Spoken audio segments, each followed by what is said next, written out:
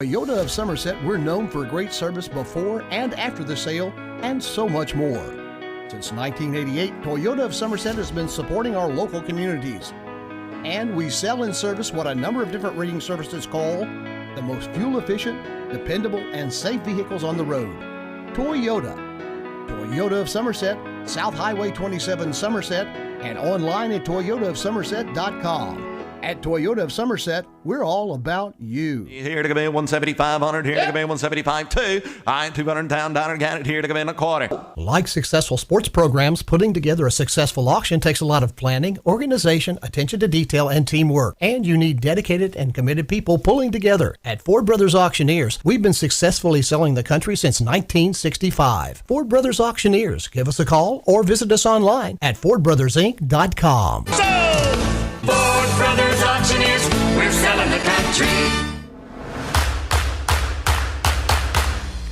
And good evening, everyone, and welcome to Lake Cumberland sports coverage of high school football tonight.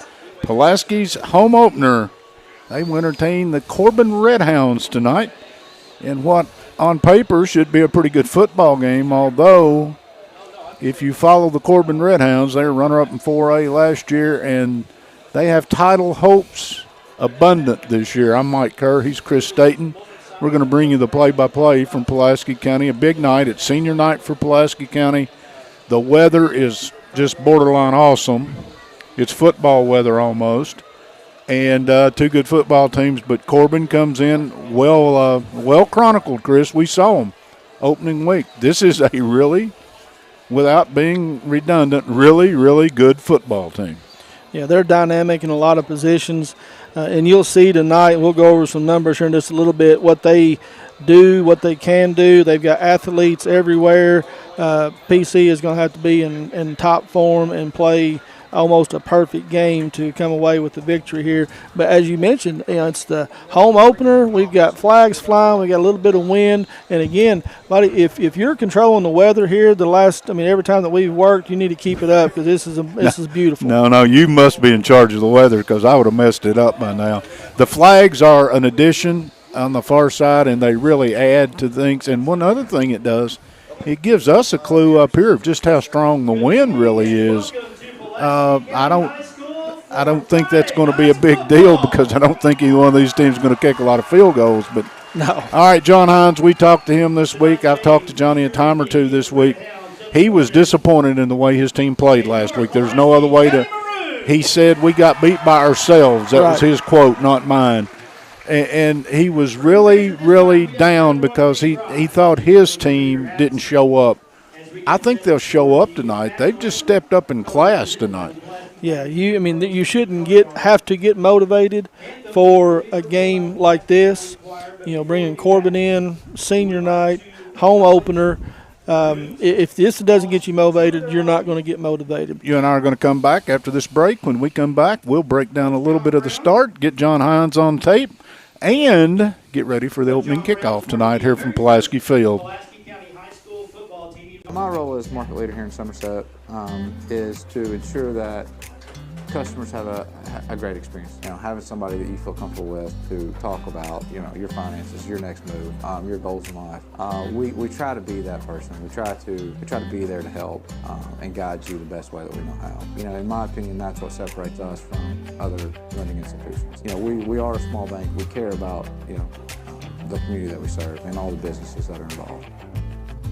Kimber Home Furnishings is having their biggest and best sale of the year, our Labor Day sale. What makes it the biggest and the best? Kimber has everything store-wide up to 50% off. Plus, get up to 5 full years interest-free. And ask for bonus in-store coupons for even more savings. Up to half off, up to 5 years interest-free, and bonus coupons all in one sale. Don't miss our Labor Day sale at Kimber Home Furnishings. Kimber makes it home. Looking for cash? Well, look no more. Alton Blakely's got cash? Is that cash, Daniel? Yep. And you're giving cash for cars? Yep. For real? Yep. Why not? Then on down to Alton Blakely, where selling your car is as easy as ABC. If you have a vehicle you'd like to sell or trade, it's fast and easy to get paid. And we'll give you top dollar. Visit Alton Blakely today. All the best since 1965. Out here in the real world, we've spent too much time waiting around and wondering if we'll ever get to be what we really want to be. Now it's time to move forward, and with a little help from Somerset Community College, you can finish that degree or start a whole new life as an IT VIP, a healthcare hero, and more. In less time and for less money than you think. The time is now. The place is here. Never underestimate you.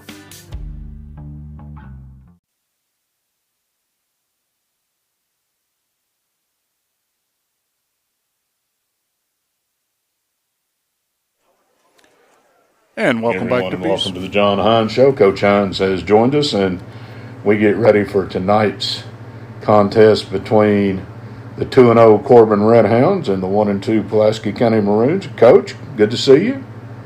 Well, thank you, Mike. We appreciate you guys being here as always, and good to see LakeCumberlandSports.com. Haven't had a chance to talk to you a whole lot after the game at George Rogers Clark Friday night. You were obviously disappointed with the part of the performance of your football team, let's put it this way, and things worked out. Tough loss on the road. You've had a chance to look at the film, break it down, and move on. Anything you want to talk about in that one? Well, we were very frustrated, Mike, just because of our own poor performance. We felt like we continually shot ourselves in the foot. So many penalties, so many screw-ups that it's almost a one-step forward, two-step back situation, if you will. And that's what was frustrating. Not to take anything away from GRC. They're a good team, and they won the ball game, but we certainly felt like we were way, way better than the team we turned out to be last Friday night. So our goal going into this week is to simply clean up a lot of the mess and get better. Cleaning up of the mess, that's your phrase, not mine. I saw a lot of positives in the game, but again, my untrained eye. But again, an interception that literally bounced off a receiver that was open, and it was about to be if not a touchdown, a huge play. Would have been first down, yeah. A penalty on a 75-yard run from scrimmage that brought it all the way back to the goal line, the wrong one. Another penalty on two penalties that called back touchdowns. Yes. Another penalty that was on a 65-yard run. And a fumble on the goal line that you were going in for a score. If you look back there's 3 or 4 plays in that game that you just say, wow. The other side of that, if you look at the yardage, other than the fumble at the goal line and the interception that was a well-thrown ball to your receiver, it just bounced out of his hands and got intercepted. You take those plays out and a couple penalties, and toe-to-toe, your stats were better than theirs. Yeah, and we talked about that with our players on earlier this week when we got back together. I think we had a little more total offense than they did. I think the first downs were about even. I think the stats showed that it was a dead even game, but obviously the score did not show that. And that's what I'm talking about in the frustration that we had, because we feel like we didn't lose that game to a better team. We felt like we lost it to ourselves in the mistakes that we made and those types of things. And I know, everybody talks about a young team, but we're tired of that excuse. It's time to grow up, and it's time to take care of business like we need to take care of business. And one of these days, Mike, and I hope our folks understand this comment, everything's going to click at some point. I've seen this happen many times over the years. At some point, everything's going to click, and we're going to be amazed at how good this team is, because we have a good team here. We just haven't shown it yet. The good news is you still got 7 shots at showing it, and none of the district has showed up yet. And the schedule doesn't get much easier, but after tonight it has a level off a little bit. You only got a Final Four team in 5A. And anyway, we'll talk about that later. 2 of those. All right, tonight, Corbin comes to town. Everybody around this area has heard of all the off-season buzz around the Corbin program, and players coming and going, and not many going, most coming, and they're fortunate.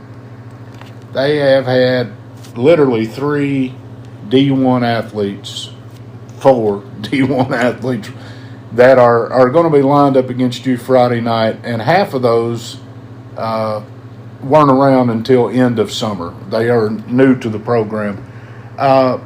So Corbin last year was good enough to lose by 3 points to Boyle County in the championship of 4A football. Pretty good football team. Actually was rated to beat Boyle County, I think, as best I remember. They didn't need a whole lot of help, but they got a whole lot of help. You've got a gorilla coming in Friday night. You've got a really, really good high school football team. Well, they are, and give them a lot of credit. Corbin always has been a good football program. We know Corbin from way back, and it's a football town, football school, and they're always good in football. So you take that and add to that 4 kids that are D1 athletes, and you and I were talking before we started the interview.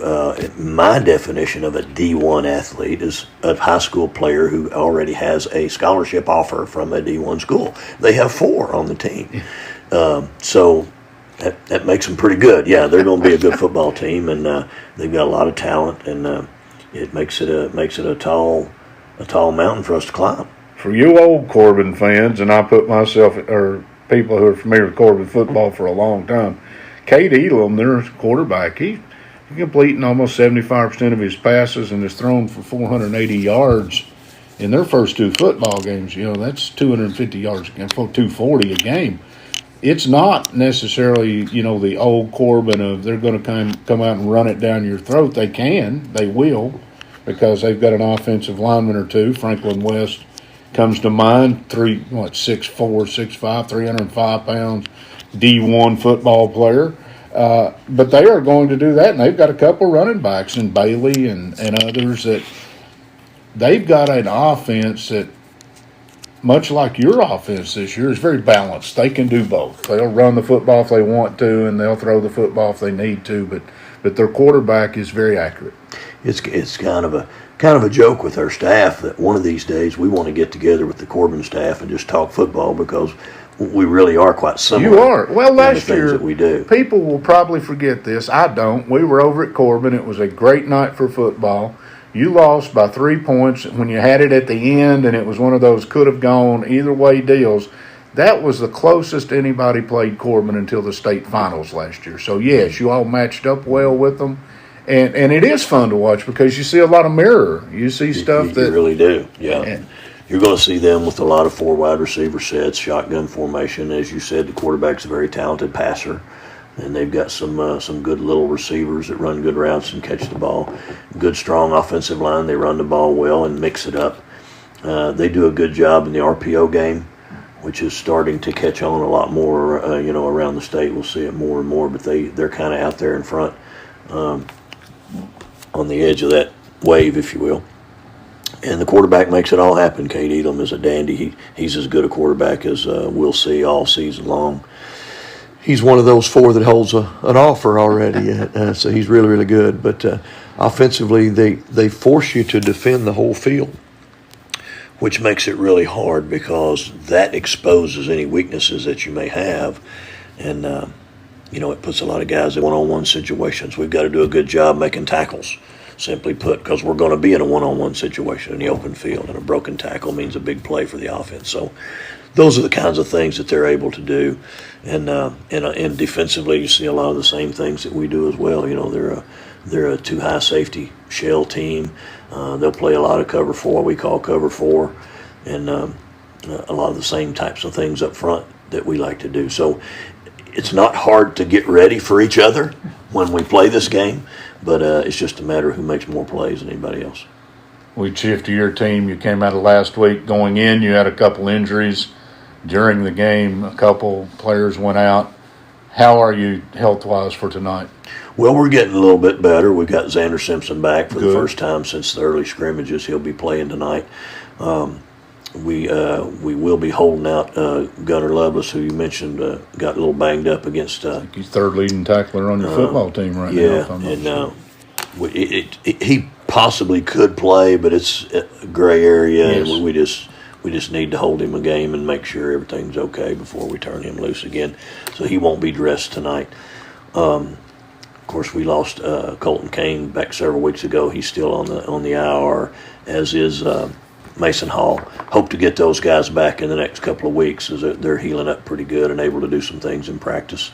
We had another little unfortunate injury in Luke Martin in the JV game this past week, and Luke plays a little bit on special teams on Friday night. He had a bad cut on his ear, which we can't figure out how that actually happened, but he's had that doctored up and can't wear a helmet, so he can't play. So we have to hold him a little bit till that ear heals up.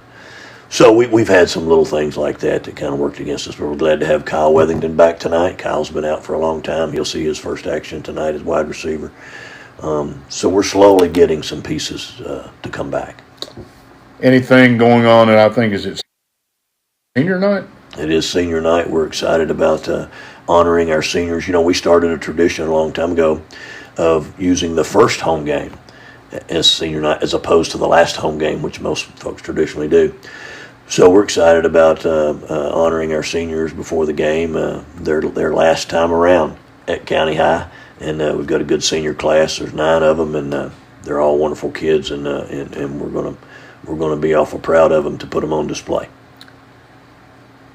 Big test Friday night. Corbin comes to town. First home game. Here's your chance to come out to PC Stadium and support the Maroons. They will be wearing a different colored jersey this week. You've been wearing those others out, by the way. Pulaski's at home this week. Invite you to come on out and join. If you can't, it'll be our video game of the week. We will have our Wings and Rings video game of the week. You can watch the game on Lake Cumberland Sports, but even though I'm part of that organization, I strongly encourage you to come out and support the kids Friday night here at Pulaski County High School. There's a lot of stuff going on. You know how it is, Mike. Home game at PC High School is a special event, and we're thrilled about it, and we're excited to get the home part of the schedule going. So it's going to be a great weather night, and we're excited about all the events that are going to happen. Come on out and watch these Maroons. Understand that it may be even cool enough Friday night. You might want to bring a light jacket. Can you believe that? By the time the game ends. Wow, so that's a shocker. Get the suntan lotion and bring the jacket and come on out and support the Maroons. Yeah, we're glad we're going to have some nice weather and beautiful place to see a game. Come on out and be a part of all the excitement. Before we go, Zach Anderson has thrown for 644 yards in 3 football games, the first 3 starts of his career, 7 touchdowns, 2 interceptions. He deserves a shout out from that because you've been talking about he's a good kid, he's a good quarterback, he's going to grow into one of our best ever. He's off to some serious numbers. You've got a running back who's averaging 100 yards a game in Kason Brock, and you've got a receiver in Harris Denmeyer who's averaging 100 yards receiving a game. Your offense has been pretty prolific. You've, as you said, and this is my word, you've been shooting yourself in the foot a little bit. You got to not shoot yourself in the foot tonight. Well, absolutely, and everybody that saw us play the GRC game knows exactly what you're talking about. We really haven't been stopped offensively all year long. We stopped ourselves. Yes. And so these are things we have to iron out, and that's what we've been working on, and trying to be a little smoother in our execution, and we believe if we can do that, we can move the ball up and down the field. And if we continue to do that defensively and tackle well and take the proper angle and all these fundamental things that we continue to work on, we're going to be a good defensive unit, and then special teams as well. So, as I said, at some point, Mike, it's all going to click. I hope I'm there with you. I hope it happens tonight. I will say this. We could sit here and talk for a long time. We're already well past what they told me to do. You need to go coach a football team. I'm going to go get us ready to get on the air. Pulaski County and Corbin just around the corner here on Lake Cumberland Sports. Thanks, Coach. Toyota of Somerset, we're known for great service before and after the sale and so much more. Since 1988, Toyota of Somerset has been supporting our local communities. And we sell and service what a number of different rating services call the most fuel-efficient, dependable, and safe vehicles on the road. Toyota. Toyota of Somerset, South Highway 27 Somerset, and online at toyotaofsomerset.com. At Toyota of Somerset, we're all about you. Here to come in 17500, here to come in 175.2. I 200 down, down, got it here to come in a quarter. Like successful sports programs, putting together a successful auction takes a lot of planning, organization, attention to detail, and teamwork. And you need dedicated and committed people pulling together. At Ford Brothers Auctioneers, we've been successfully selling the country since 1965. Ford Brothers Auctioneers. Give us a call or visit us online at FordBrothersInc.com. Ford Brothers Auctioneers, we're selling the country.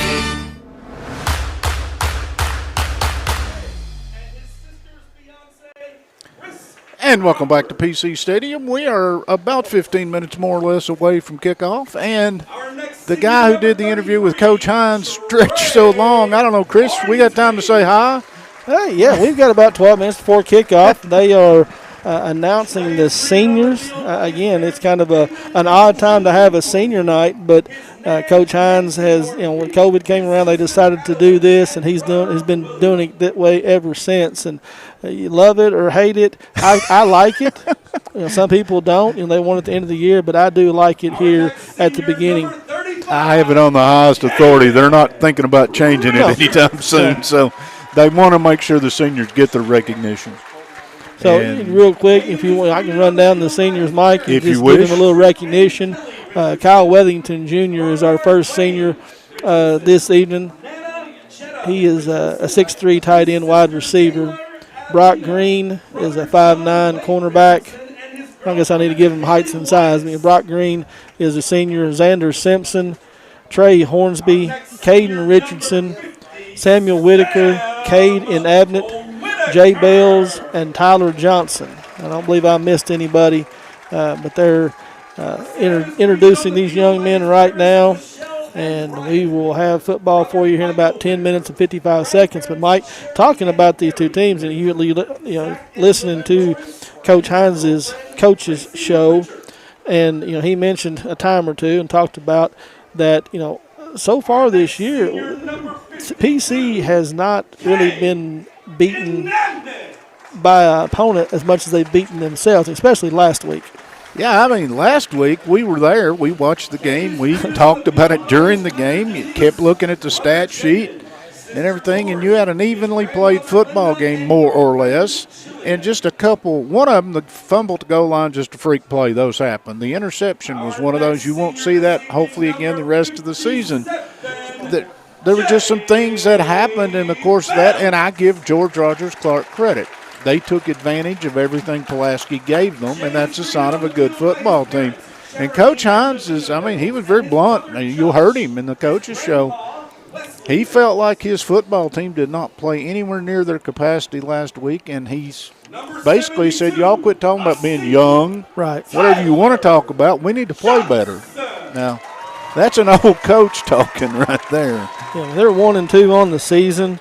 You don't see the point differential in the favor of the Maroons as you have in years past. Right now they're only averaging about 22 points a game while giving up 23 points a game. So it's actually going against them a little bit right now.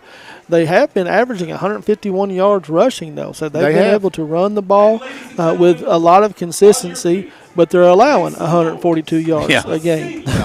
And Zach Anderson has been able to throw the ball well this year, averaging 223 yards. Pretty special moment right there. Yeah, that one's a keeper right there. The seniors are meeting with the Dodson family, and we'll chronicle that a little bit later. But that's a moment right there, guys.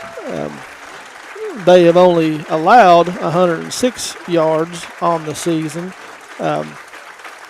Passing wise, and you see Coach Hines is going to make the walk down the field, and somebody, if you're down there with the camera, if he's crying, somebody take a picture. Yeah, I know he is, and I would love to have it. But anyway, most everybody knows the story of Andrew Dotson. We'll talk about it a little. First home game they've had, and there is an 80 jersey on a lot of bodies, including our crew tonight, in honor of Andrew, and that's just one of those.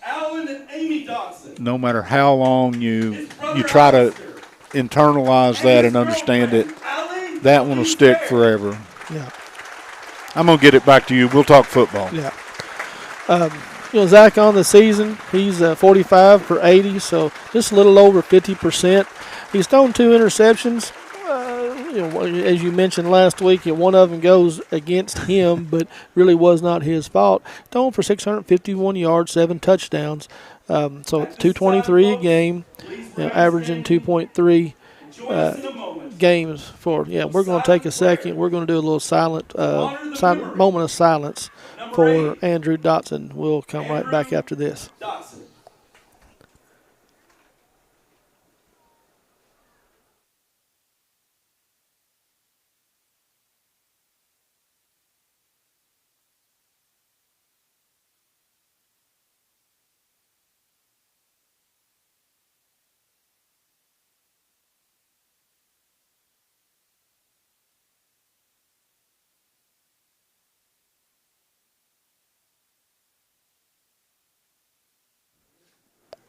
Maroon fans, put your hands together one more time for the Senior Maroons. And welcome back, everyone. So we are here at Pulaski Field, about 7 minutes, a little under 7 minutes before kickoff. Corbin getting ready to take the field, and Pulaski County Maroons are getting ready to come on the field as well. So we're going to have action for you here in a little bit. Go back to breaking down. Coach Hines has a running back this year, Mike, and Cason Brock, a freshman. That that's what's classes besides his name. But looking at that young man and what he has done, his first 3 games here is anything but your typical freshman. The other thing, he's not done it against a couple of home schools. Their schedule to this point has had some pretty representative teams. Danville was not Danville as expected. They were down, and they are down, but Pikeville's still Pikeville. They won a championship last year. George Rogers Clark, still George Rogers Clark. They are building a powerhouse in all sports up there right now. It's the coin of the realm for them. And you got Corbin tonight, and I will say this: we have a couple schools in this 5A district in Pulaski and Southwestern come into the season when they play each other in the Don Franklin Bowl. Guess what? Yeah. Their records are not going to reflect what you're watching, and that that's something that the fan base at both schools is going to have to suck that up just a little bit. The schedule is what it is for both those schools. And Somerset, congratulations to them. They got a tough one in the start, and they've come out with back-to-back wins, and I think they've got a good chance to win another one at home tonight. So I agree with you.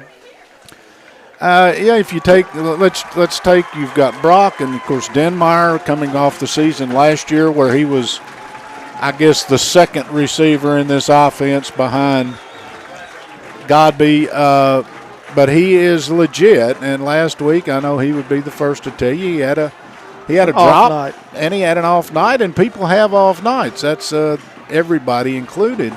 And I think he has probably, along with a lot of other Maroons, heard enough about how they didn't play well last week, how they beat themselves and all that. And I think they're going to want to come out and try to toe it up with Corbin. Do they have enough horses to do it? I'll leave that to you. Well, defensively, they have played very well at times. This defensive line has had a lot of success getting in the backfield, causing some problems.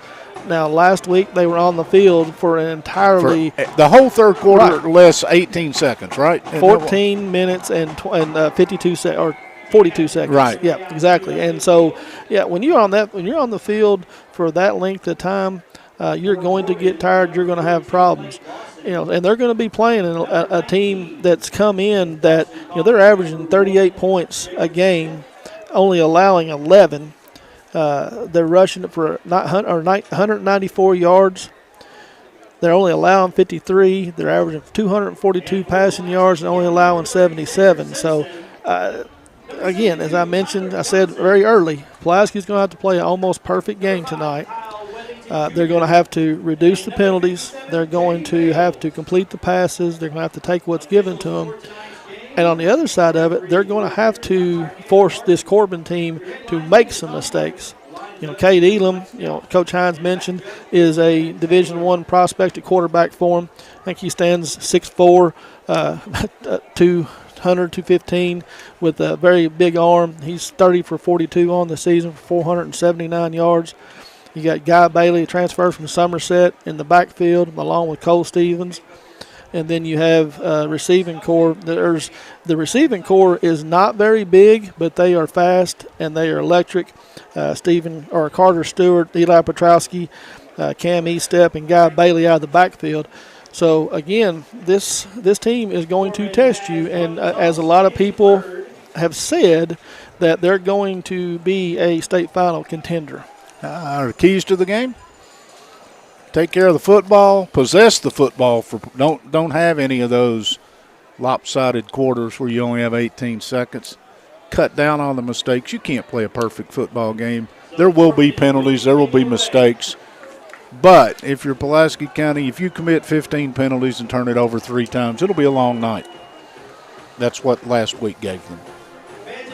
I had 3 of the captains. I had Bales and Tyler Johnson and Xander Simpson. And Kyle Weddington Jr. Thank you. That was the one I couldn't find. He had been out, and so you mentioned the keys to the game. Keys to the game were brought to you by Whitey's Cabinets. At Whitey's Cabinets, they provide their customers with friendly service. They value your business, and it is their mission to provide reliable products and services. The courteous and professional team at Whitey's Cabinet Design Center can turn your vision into reality.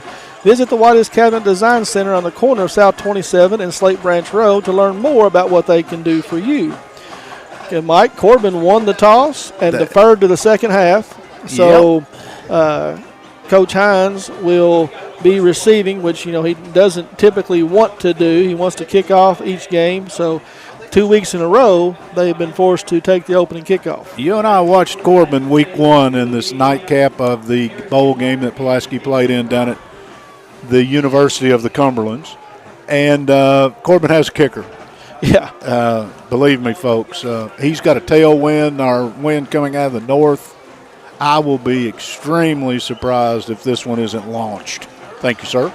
Well, and their kicker is also he's number 85, and also lines up at wide receiver and plays a little DB too. So, Noah Sema. Yeah. So good athlete, I was told. So we'll see what he has. Denmeyer and Brock will go back deep as we wait for the clock to wind down. About 28 minutes ago. Any last second thoughts, Kerr? Now I'm glad to be here. We've got video tonight. If you're coming out, I'm going to give you some advice. You ought to hurry because we're about to start without you, but good crowd. Corbin has brought a big crowd, as you would expect, and it's senior night, and a salute to the Dotson family, and there's a good crowd here on both sides. This ought to be fun, and I'm going to sit and watch it and let you do the work. Red Hounds in the Ohio State colors, uniform. Exactly. Gray helmet, white on white with a little bit of gray stripe. Red Hounds on the back, Corbin on the front, and the Maroons come in tonight in the maroon jersey with the charcoal gray pants. Pulaski on the back, white numerals, and their silver helmet. Second game in a row that we've had the kids out on the field way before the kickoff and the clock runs down, and I don't understand why that happens, but we're ready to go. Well, they're ready to go, and we actually did get started at 7:30, so we're ready to go. And Sema puts his foot to it, and he will drive Denmeyer all the way back 1 yard deep in the end zone, and will be a touchback. And as you said, I saw the big foot from Sema right off the bat. Yeah, I'm not sure he even caught that one, Sweet. He does have a pretty good leg. Pulaski will start.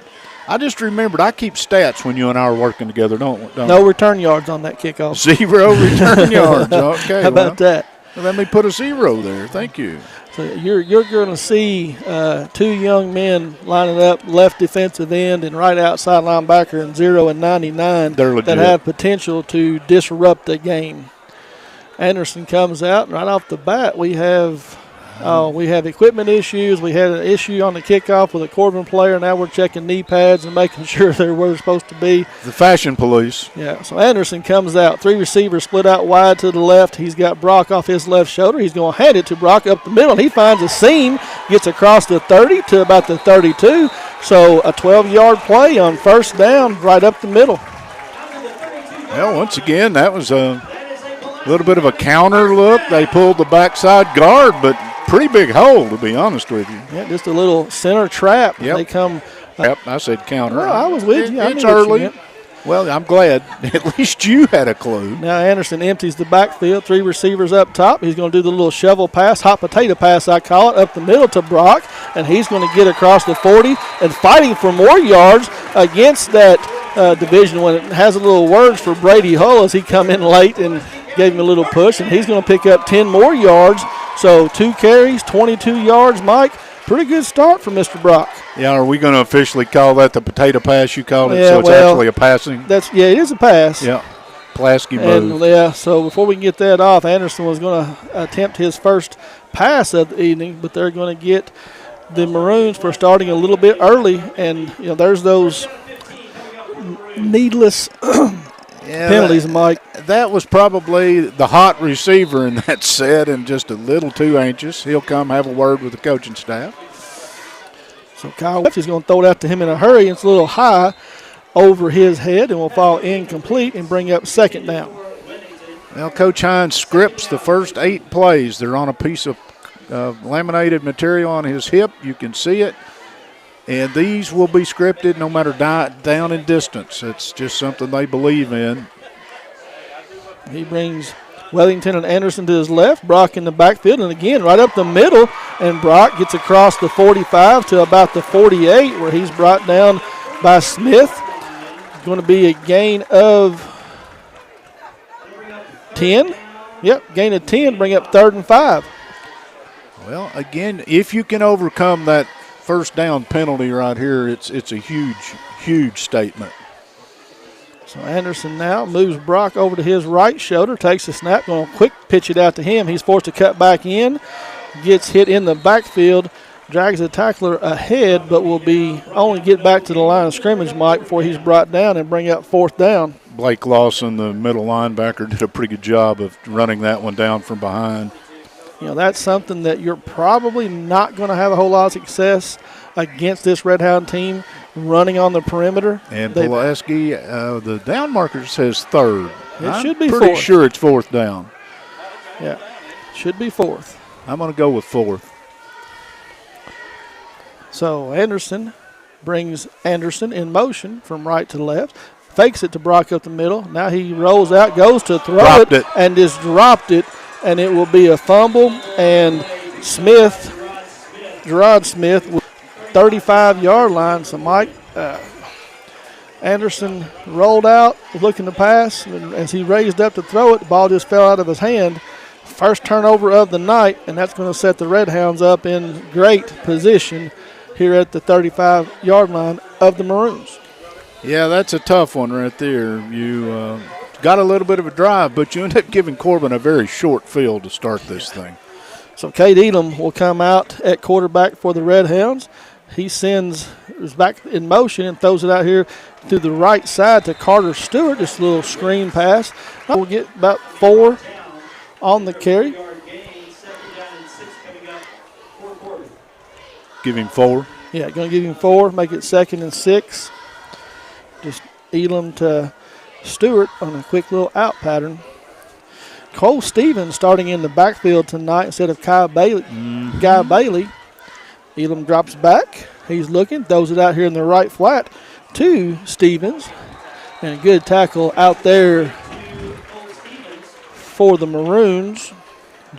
Again, this is 4-down territory from the launch, so dimes are okay right here. You're going to run it 4 plays, he's trying to say.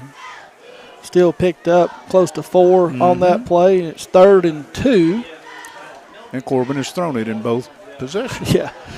So as you mentioned, the days of Corbin is lining up. Now they're going to run a little option to the left. Elam gives it up early, and good job right there by the defense.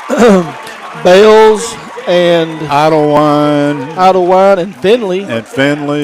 There to drop him for a short loss. We'll back it up to the 27-yard line. Yep. Yeah, 27. So it's going to be 4th and 4, 4th and 3.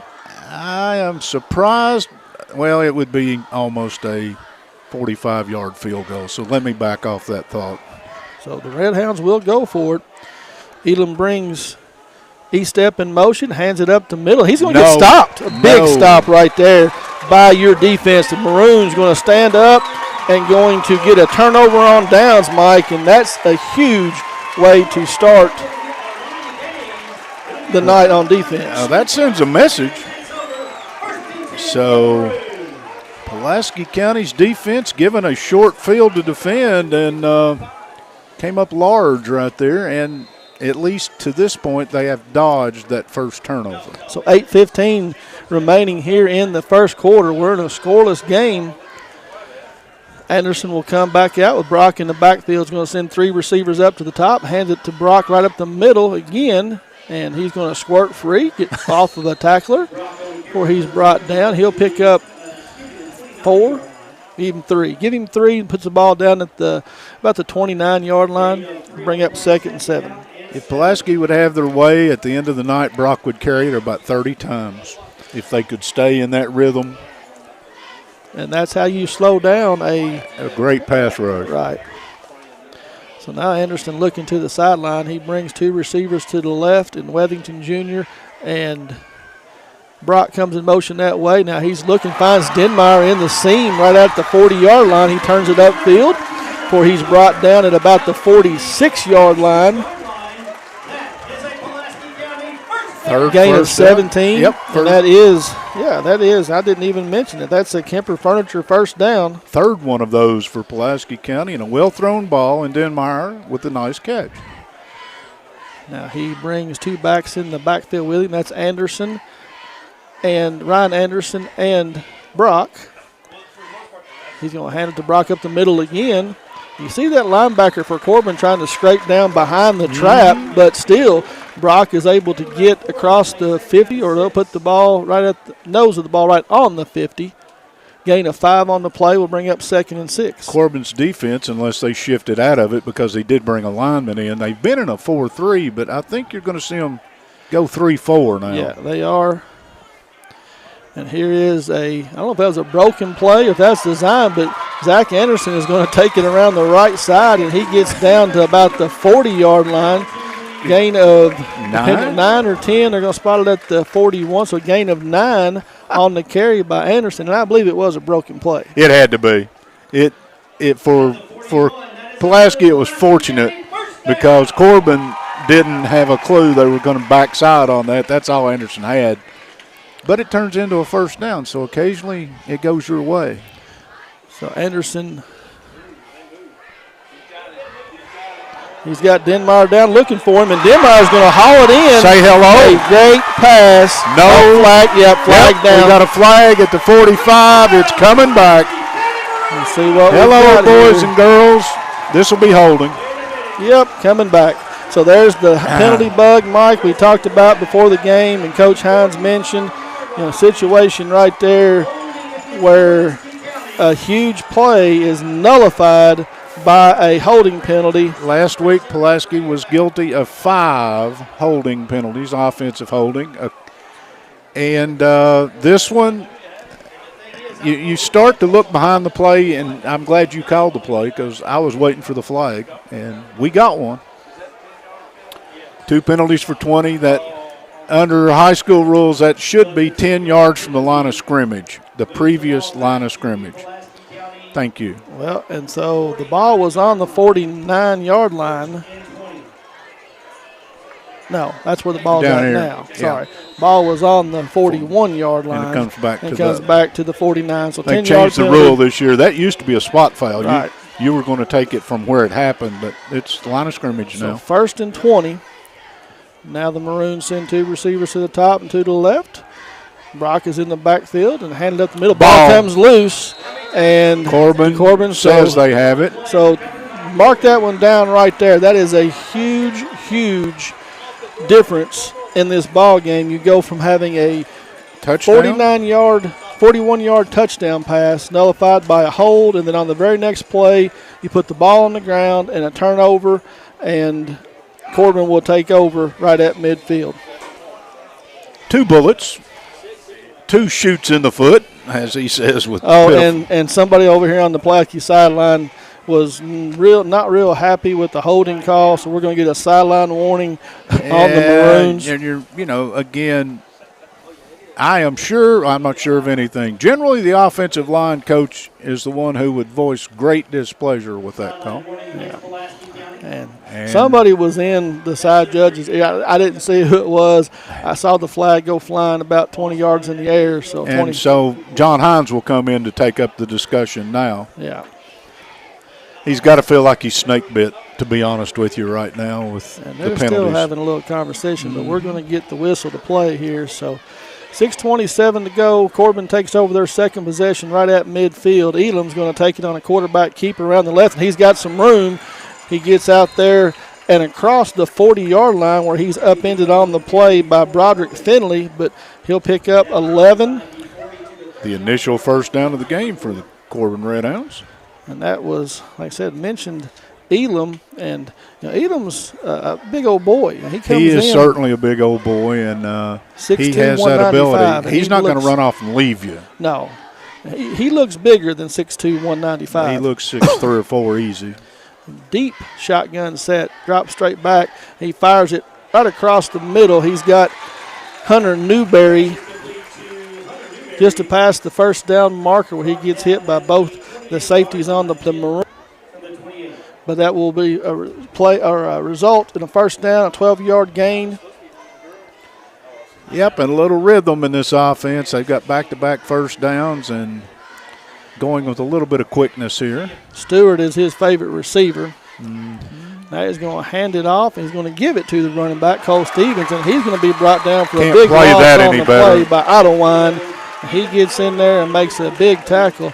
And Mike, again, still haven't seen the leading rusher for the Red Hounds tonight, so I don't know exactly what's happening there. But Cole Stevens has been in on both possessions. Don't have a clue. He's on the sideline. I see him over there. Elam gives the defense a long look. Now he's going to look over to the sideline, and they're going to have a little audible here, change things up. Elam this time is going to give it again to Stevens, and he runs right there in the middle. Now bounces off a tackler, and he's got one man to beat, and he will get into the end zone. So 32 yards out. Cole Stevens will take that in. So, again, you take 7 points off the board for the Maroons, have a turnover, and Corbin capitalize. They did, and they made it look easy. 3 first downs in that drive, couple passes, and then that big run at the end of it. Just bounced it outside. One man to beat, accomplished that, took it to the house. I looked down for just a second to see who was on the tackle, and I look up, and he's bouncing to the outside and taking it in. PAT by Noah Sema is up and good. So at the 5:27 mark of the first quarter, the Red Hounds up 7-0. Dr. Jesse Pace and Dr. Patrick Jenkins of the Lake Cumberland Orthopedic Sports Medicine for athletes of all levels, from the weekend warrior to the professional. At Lake Cumberland Orthopedics, our goal is to get each patient back to the highest level of physical activity possible. We're proud to support local athletics by serving as team physicians for Lindsey Wilson College, Southwestern, Somerset, Pulaski, and Wayne County High Schools, and other athletes throughout the Lake Cumberland region. Be sure to check our Facebook page each week for our Lake Cumberland Orthopedic Student Athlete of the Week. And don't forget Entrust. Well, I'll tell you what, I'm going to hold that because they are not going to give us a full minute. They're ready to kick. Oh, yeah, you had time to finish that up. Thanks. I like the confidence you have in me, sir. I did, yeah. Sema was just, he was. You keeping a scoring recap tonight? Yes, sir. All right, I'm not going to then, if it's all right. So we are ready for action. Denmeyer and Brock back deep. Sema puts his foot to it, and we're going to have the same result. This time he's going to drive Denmeyer about 5 yards deep into the end zone. So the Maroons will take over their third possession now, or so. Yeah, third yes, possession. It is. Third possession. Unfortunately, the first two both ended in turnover. Third possession will come out at the 20-yard line. So to finish John Hines' thought in our pregame, other teams haven't been stopping us. We've been stopping ourselves. Well, first two drives, Pulaski has stopped themselves. So this time, Zach Anderson will bring Brock and Anderson in the backfield with him. He's going to throw it out in the right flat to Cason Brock. Has to turn around to catch this one. He'll be dragged down by one leg there at about the 22-yard line. I'm going to give him a gain of 2 on the passing catch. So very short gain for the Maroons on first down. Again, I like the play, though. You've got to tackle him one-on-one in space, and fortunately for Corbin, the corner over there was able to do that. You see Corbin go back more to the 4-3 look. Anderson drops back, and he's under some pressure. We'll throw it out here to Brock in the left flat this time. He gets up across the 30 to about the 33-yard line, so gain of 10. I'll give him 11 on the passing catch. And again, Anderson just using his outlet. He's finding Anderson in the flat. And Corbin is playing a little zone coverage. Yeah, they play quarters. You can see it. I mean, they're soft on the edge. So same formation again. Now this time he's going to send Anderson out the right way and hand it to Brock up the middle. And he is going to pick up. You can see Corbin trying to strip the football. Yeah, they've got him held up, and you see from the backside if they go in there ripping, trying to rip that thing out of there. But Brock's going to pick up 5 on first down, bring up 2nd and 10. Ball sets at about the 39-yard line. 4:14 here in the first quarter. Red Hounds leading 7-0 here on senior night from Pulaski Field. Again, a beautiful night. The wind has pretty much stopped. Just quit. And so Anderson empties the backfield. You're going to have 4 receivers to the top now. Anderson looks that way. He's looking for Denmeyer. Throws it behind him. You have the linebacker dropping back in coverage, and I believe if that one had been where it needed to be, Mike, it was probably going the other direction. Definitely. I don't know if Anderson saw the linebacker drop into that zone about 10 yards deep, but he threw it away from him, which meant he couldn't connect with Denmeyer. But if that one had been thrown to the receiver, like you said, Corbin would have been headed the other way. So 3rd and 4 from the 39. And there's the hot potato pass this time. Wow. I think there was some miscommunication on the line because there was a lot of crisscrossing movement that ran into each other, and Brock didn't have anywhere to go. And you notice that was yeah. That's the offensive lineman. Doesn't play a lot on defense, I was told, but he's been out there for this series. Yeah. What, they go from nothing? Loss of 1. -1, thank you. So the Maroons will punt for the first time tonight, and that is your quarterback. That's Anderson, and it is a high, wobbly, end-over-end kick that'll hit at about the 31 and get down to about the 22-yard line, Mike. Give him 38. 38 with no return. That's not bad. You take that every day. So Corbin's going to take over again. First punt of the game, as you said, and it was Anderson doing the honors. Yeah. So on Pulaski's first possession of the game, we'll talk about him in a minute. Okay. Corbin comes out, take over their offense. Cade Elam, spread formation, 2 receivers right, 2 to the left. Going to be a little jet sweep to Cam Estep.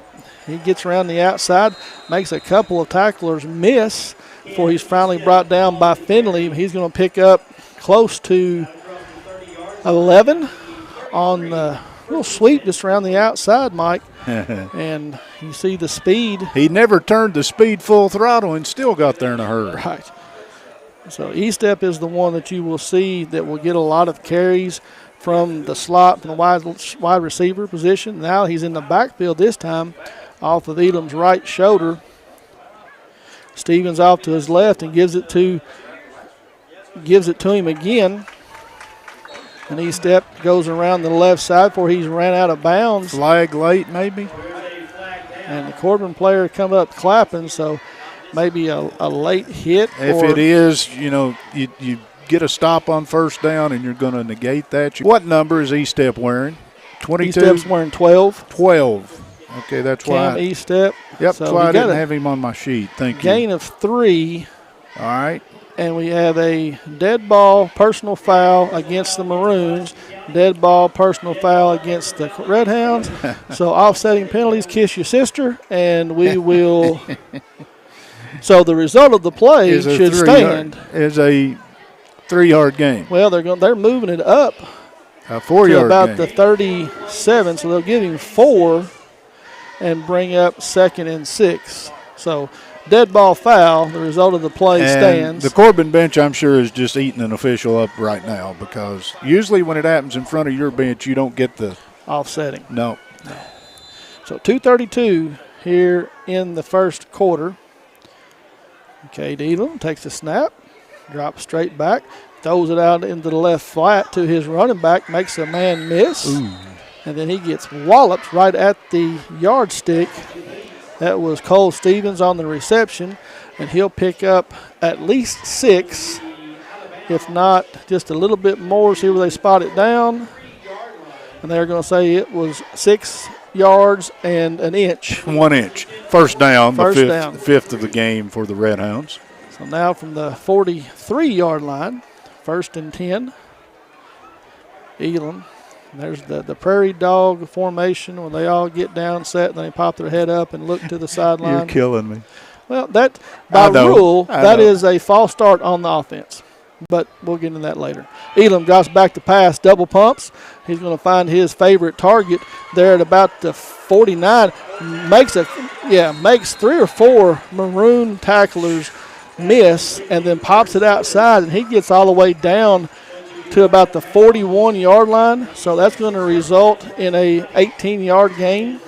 Stewart just very quick and refused to be tackled. That's twice we've seen that. Once on a pass, both pass plays, excuse me. So I opine. So your offensive line gets down. They have their hand on the ground, and they're set. Okay. Quarterback stops, looks to the sideline for a different play, and all of your linemen kind of lean back and set. That's a false start. I agree.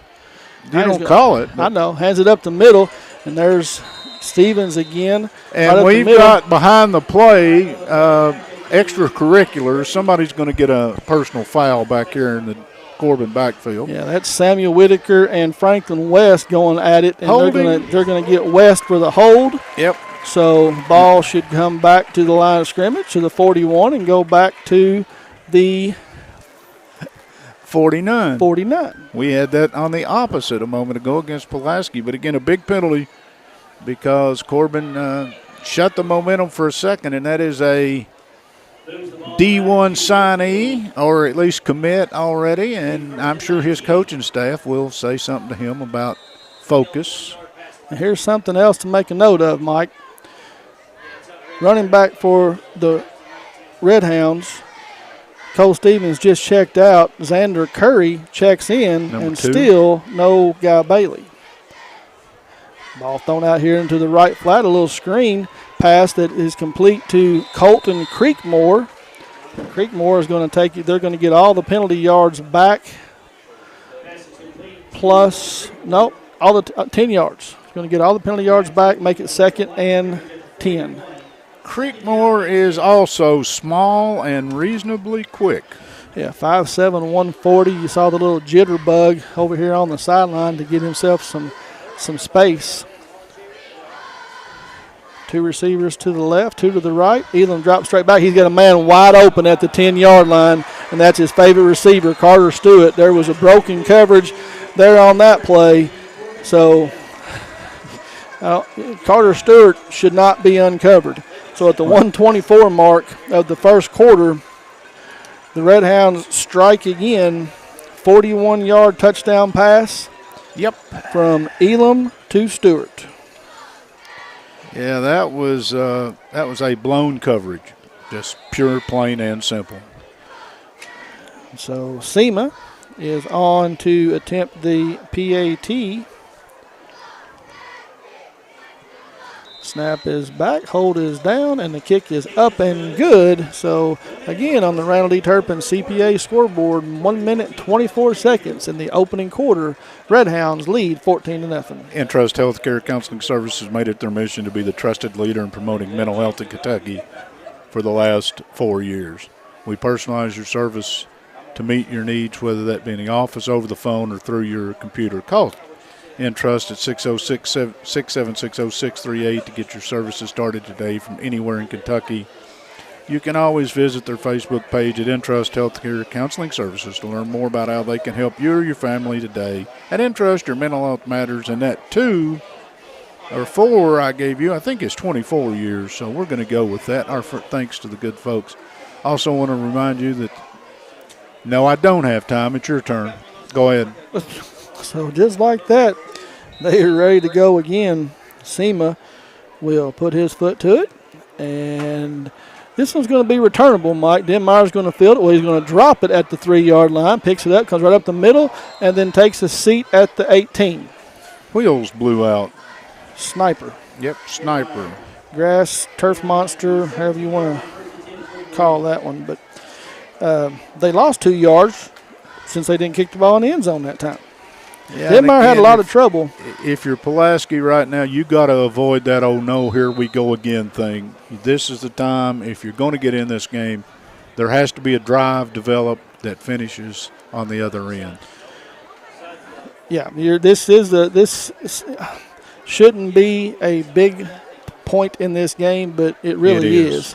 Anderson going to drop back to pass. He's looking left, throws it out to Brock in the left flat. He makes a one-man miss, gets it across the 20, across the 25 before he finally dragged down. He's going to pick up close to 8 on the play. So that little pass out in the flat from Anderson to Brock has where they've had their most success tonight. Well, they had a big pass to Denmeyer that was called back. Denmeyer in the flat, so they've had had some success throwing the ball. 48 yards through the air. Now Anderson, play clock never started, so they've got plenty of time. Now Brock right up the middle, stiff arms, one man lowers his helmet and runs through another one, so he will get across the 30.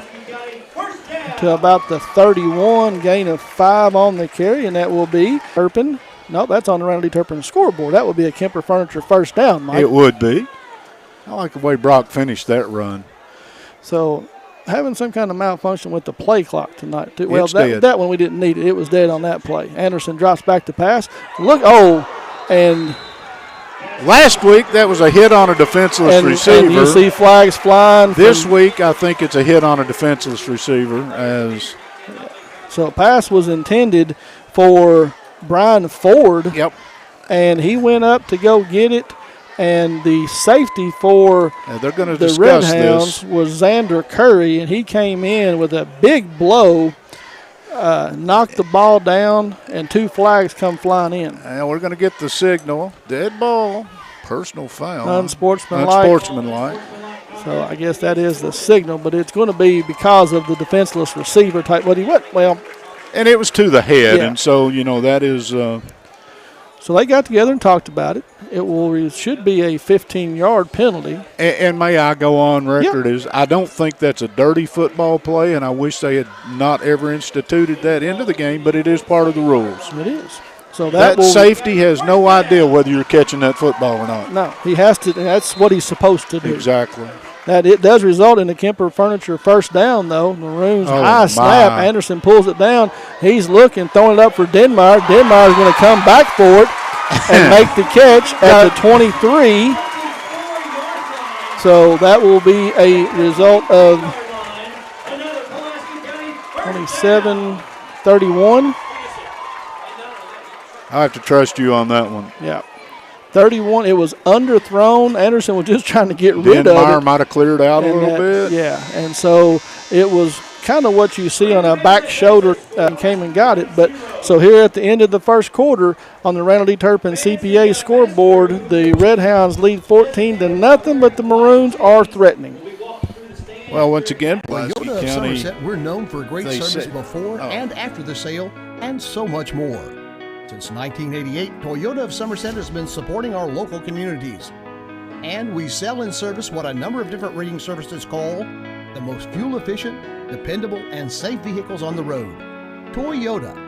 Toyota of Somerset, South Highway 27 Somerset, and online at toyotaofsomerset.com. At Toyota of Somerset, we're all about you. Here to come in 175-100, here to come in 175-2. I 200 down, down, got it here to come in a quarter. Like successful sports programs, putting together a successful auction takes a lot of planning, organization, attention to detail, and teamwork. And you need dedicated and committed people pulling together. At Ford Brothers Auctioneers, we've been successfully selling the country since 1965. Ford Brothers Auctioneers. Give us a call or visit us online at FordBrothersInc.com. Ford Brothers Auctioneers, we're selling the country.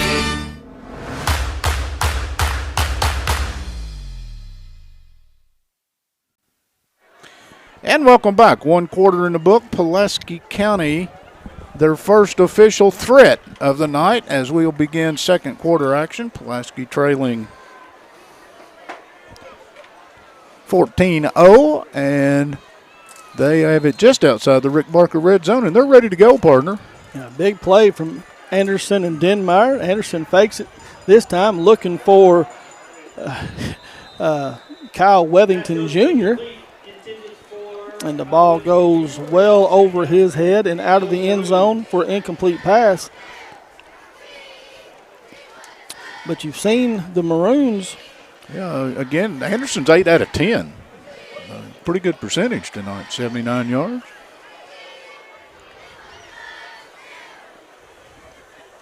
And so he looks to the sideline. He brings Brock in the backfield with him.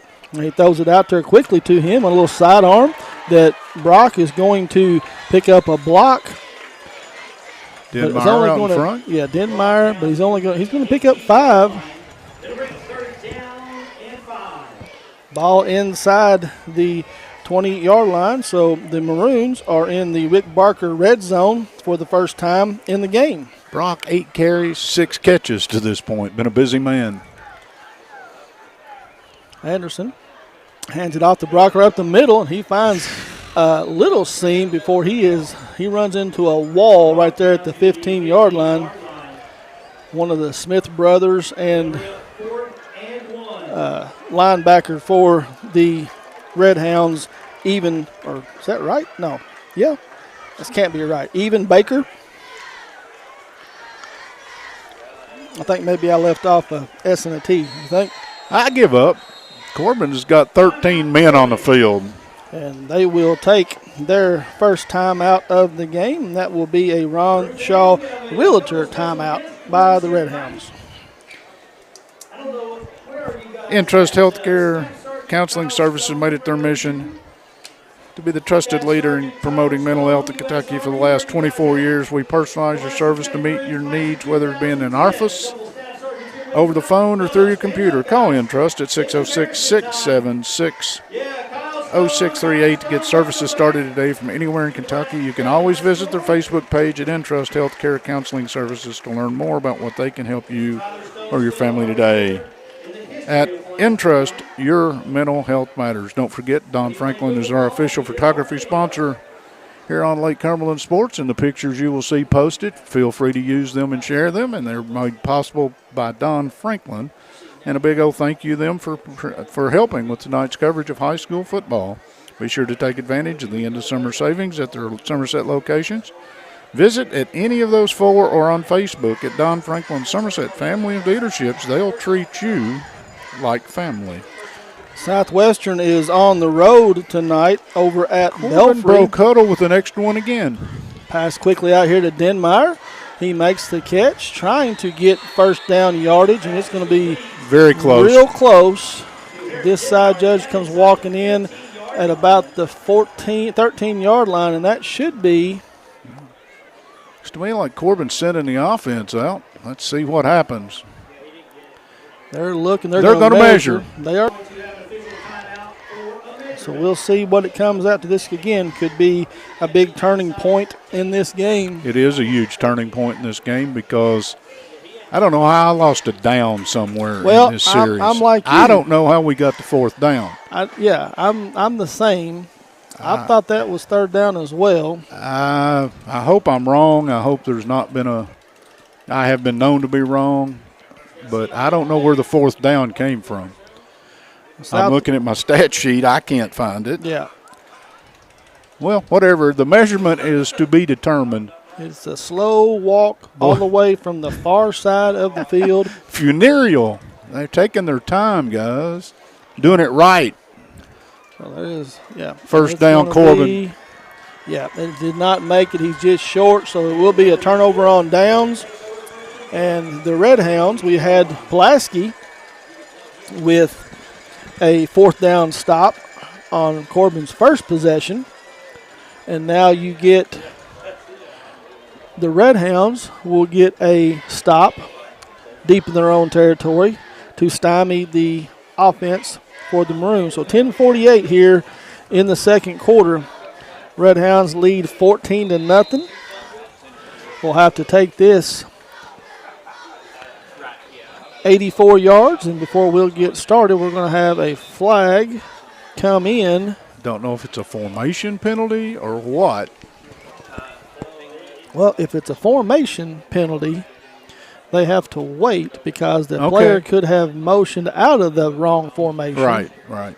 Okay. So they're going to say that it is he either moved or it was a illegal formation. But my understanding of the rule is if they line up with 10 in the backfield, they'll have time to get up there and make the change.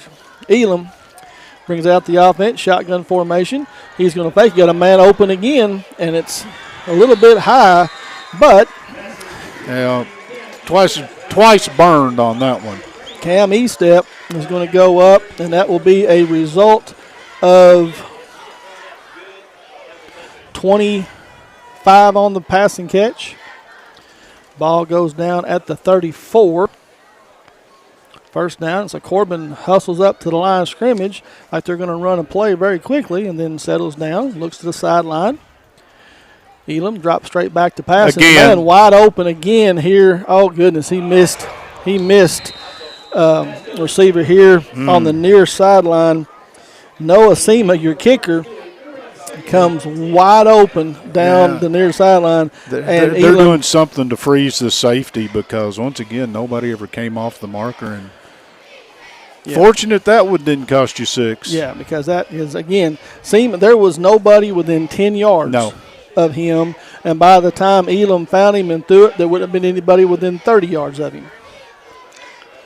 Pulaski struggling a little bit with coverage the last 2 series. So 2 receivers to the right, 2 to the left.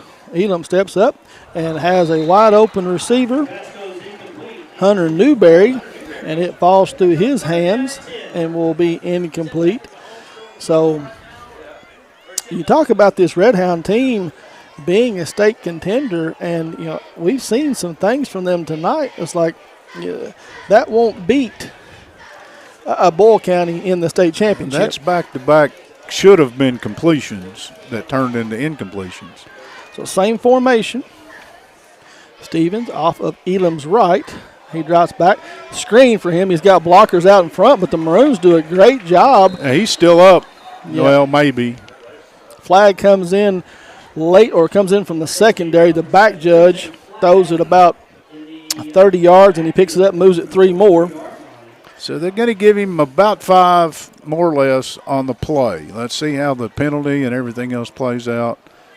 Holding, let's see. George is about to make the decision, but he's got to find out if it's going to be declined or not. Well, and if you take the result of the play, it will end up being 4th and 5, and Coach Hines is going to decline it. And who was that on the catch, by the way? That was the running back, 27. That was Cole Stevens. Thank you. And the Maroons will force the Red Hounds to punt, barring any kind of fake. First time they have been in punt formation tonight. Lucas fake. Britton, and there is the fake. And, again, that's the Carter Stewart, and he gets all the way down the sideline across the 45 to the 40. Flag comes flying in late again. 25 or 22 on the fake punt. Going to give 22 yards on the fake punt. And then flag, and it's going to be on the Maroons, so you're going to tack on 15 more. Yep. getting Pulaski up to 45 yards in penalties. So a 37-yard net result. Now, again, you could almost feel the fake. I mean, who was the punter? That was Carter Stewart. That's what I thought. You're one of the fastest men on the field back there in punt formation. Should send up red trigger flag. Something, yes. So the Red Hounds started this drive on their 9-yard line, have quickly driven it down to the Maroons 23, where it's 1st and 10. Stevens fakes it, and there is a great defensive play, and here comes a flag that they're going to get for hitting the receiver. Oh, wow. That was a great defensive play. Yeah, I'm not real sure about that. Xander Simpson, who is in the game for the first time this year, glad to see him senior on senior night. It was time for the official to make a call, I assume. That one I couldn't see. I did not even see the contact of significance. Well, no, there was a pretty good wallop in the back. Braden Ping came over from his safety spot, and after the ball was tipped, he hit the receiver. But again, you mentioned it back here on this play. Yep. You don't know if that receiver is going to catch the ball or not. You're just trying to play football. And Coach Hines has called 3 officials over for an explanation. Well, the key to this one is if it's obvious, I might have agreed. I don't know. You're saying the play was in progress and the ball was tipped. Yeah. And he ran through it. The safety can't say, oh, he might have caught that. But anyway, it's going to stand. And Pulaski is now at 5 penalties for 60 yards in the opening half. So they're actually slightly ahead of last week's pace, partner. So the ball spotted down at the 11-yard line. 1st and 10. 9:44 on the clock. Maroons trail 14-0. Red Hounds threatening to put it in the end zone again. Elam takes his time. He looks up quickly, throws it out here. Dropped it. Yep, and drop passes have been the Maroons' best friend tonight. For Stewart, just setting up a little bubble screen for him, and luckily it I can't remember. I think Elam's misfired on 6 passes. I can't remember one that didn't hit a receiver. They've had the dropsies. Yeah, the passes have been there. You're right. He's not overthrown, thrown it short, thrown it wide. So they'll try it again. Elam drops back to pass again. No pressure whatsoever. Throws it into the front corner of the end zone. Now, that ball was a little bit wide. High outside. But it was where it had to be. And it had a lot on it, but it needs a lot on it if you're going to make that throw. So I'm with you now. 3rd and 10 after 2 incompletions. Yeah, the Red Hounds can still pick up a first down at the 2-yard line. Now, Pulaski down 2 scores. You would hope if you could get out of this with Corbin at least attempting a field goal, you would consider it maybe a small victory.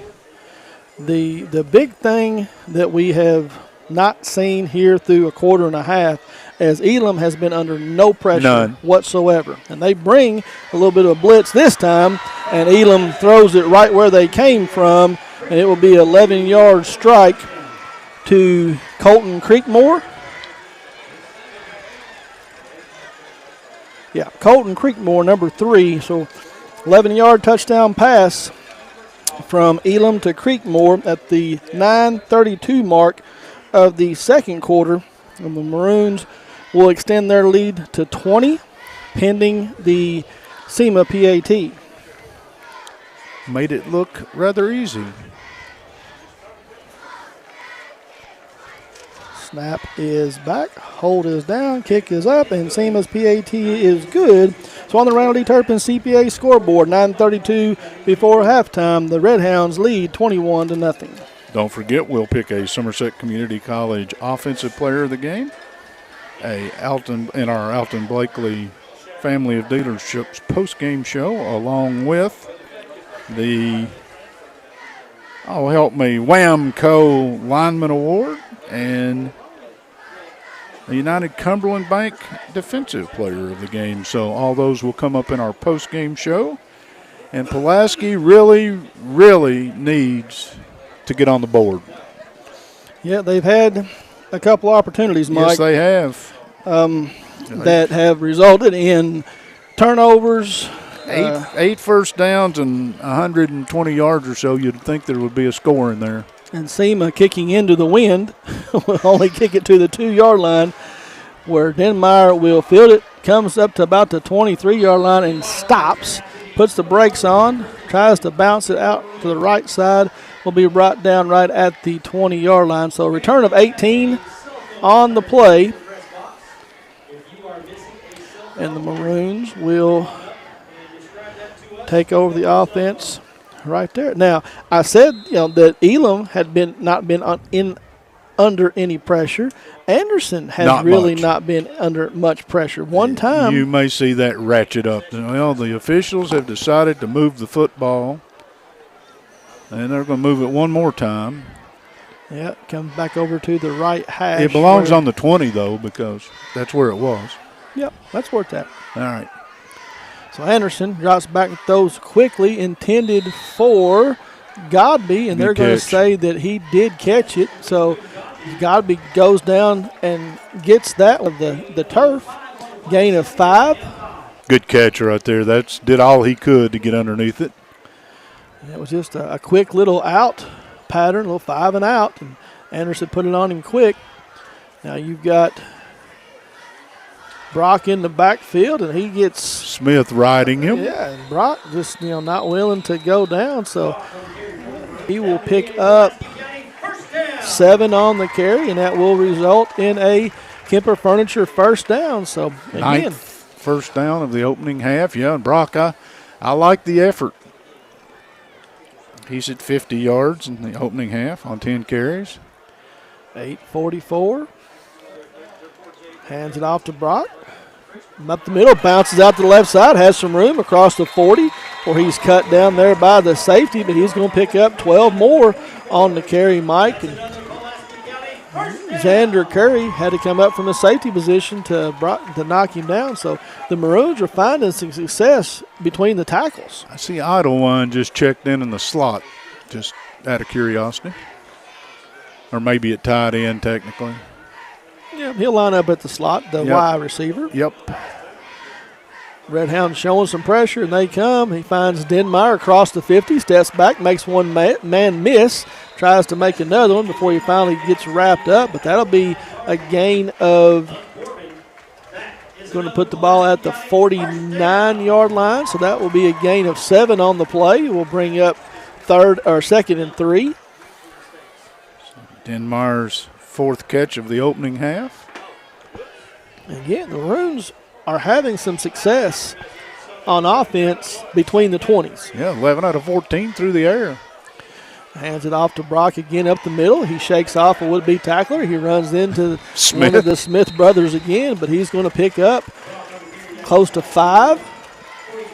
And it will be another Kemper Furniture first down for the Maroons. I mean, you can see it yourself. The Zero Smith caught him on that run. Yeah. He was standing straight up, and Brock actually was the deliverer of the blow.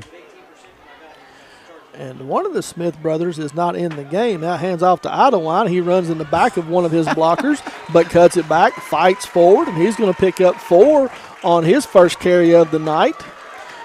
Take the ball up to the 40-yard line. It will bring up 2nd and 6. A little friendly fire in the middle of that, but he still stayed with it and got 4. Yeah, now Jacob and Gerard are both on the field for the Red Hounds. They're subbing, they're shuttling players in and out on the defense.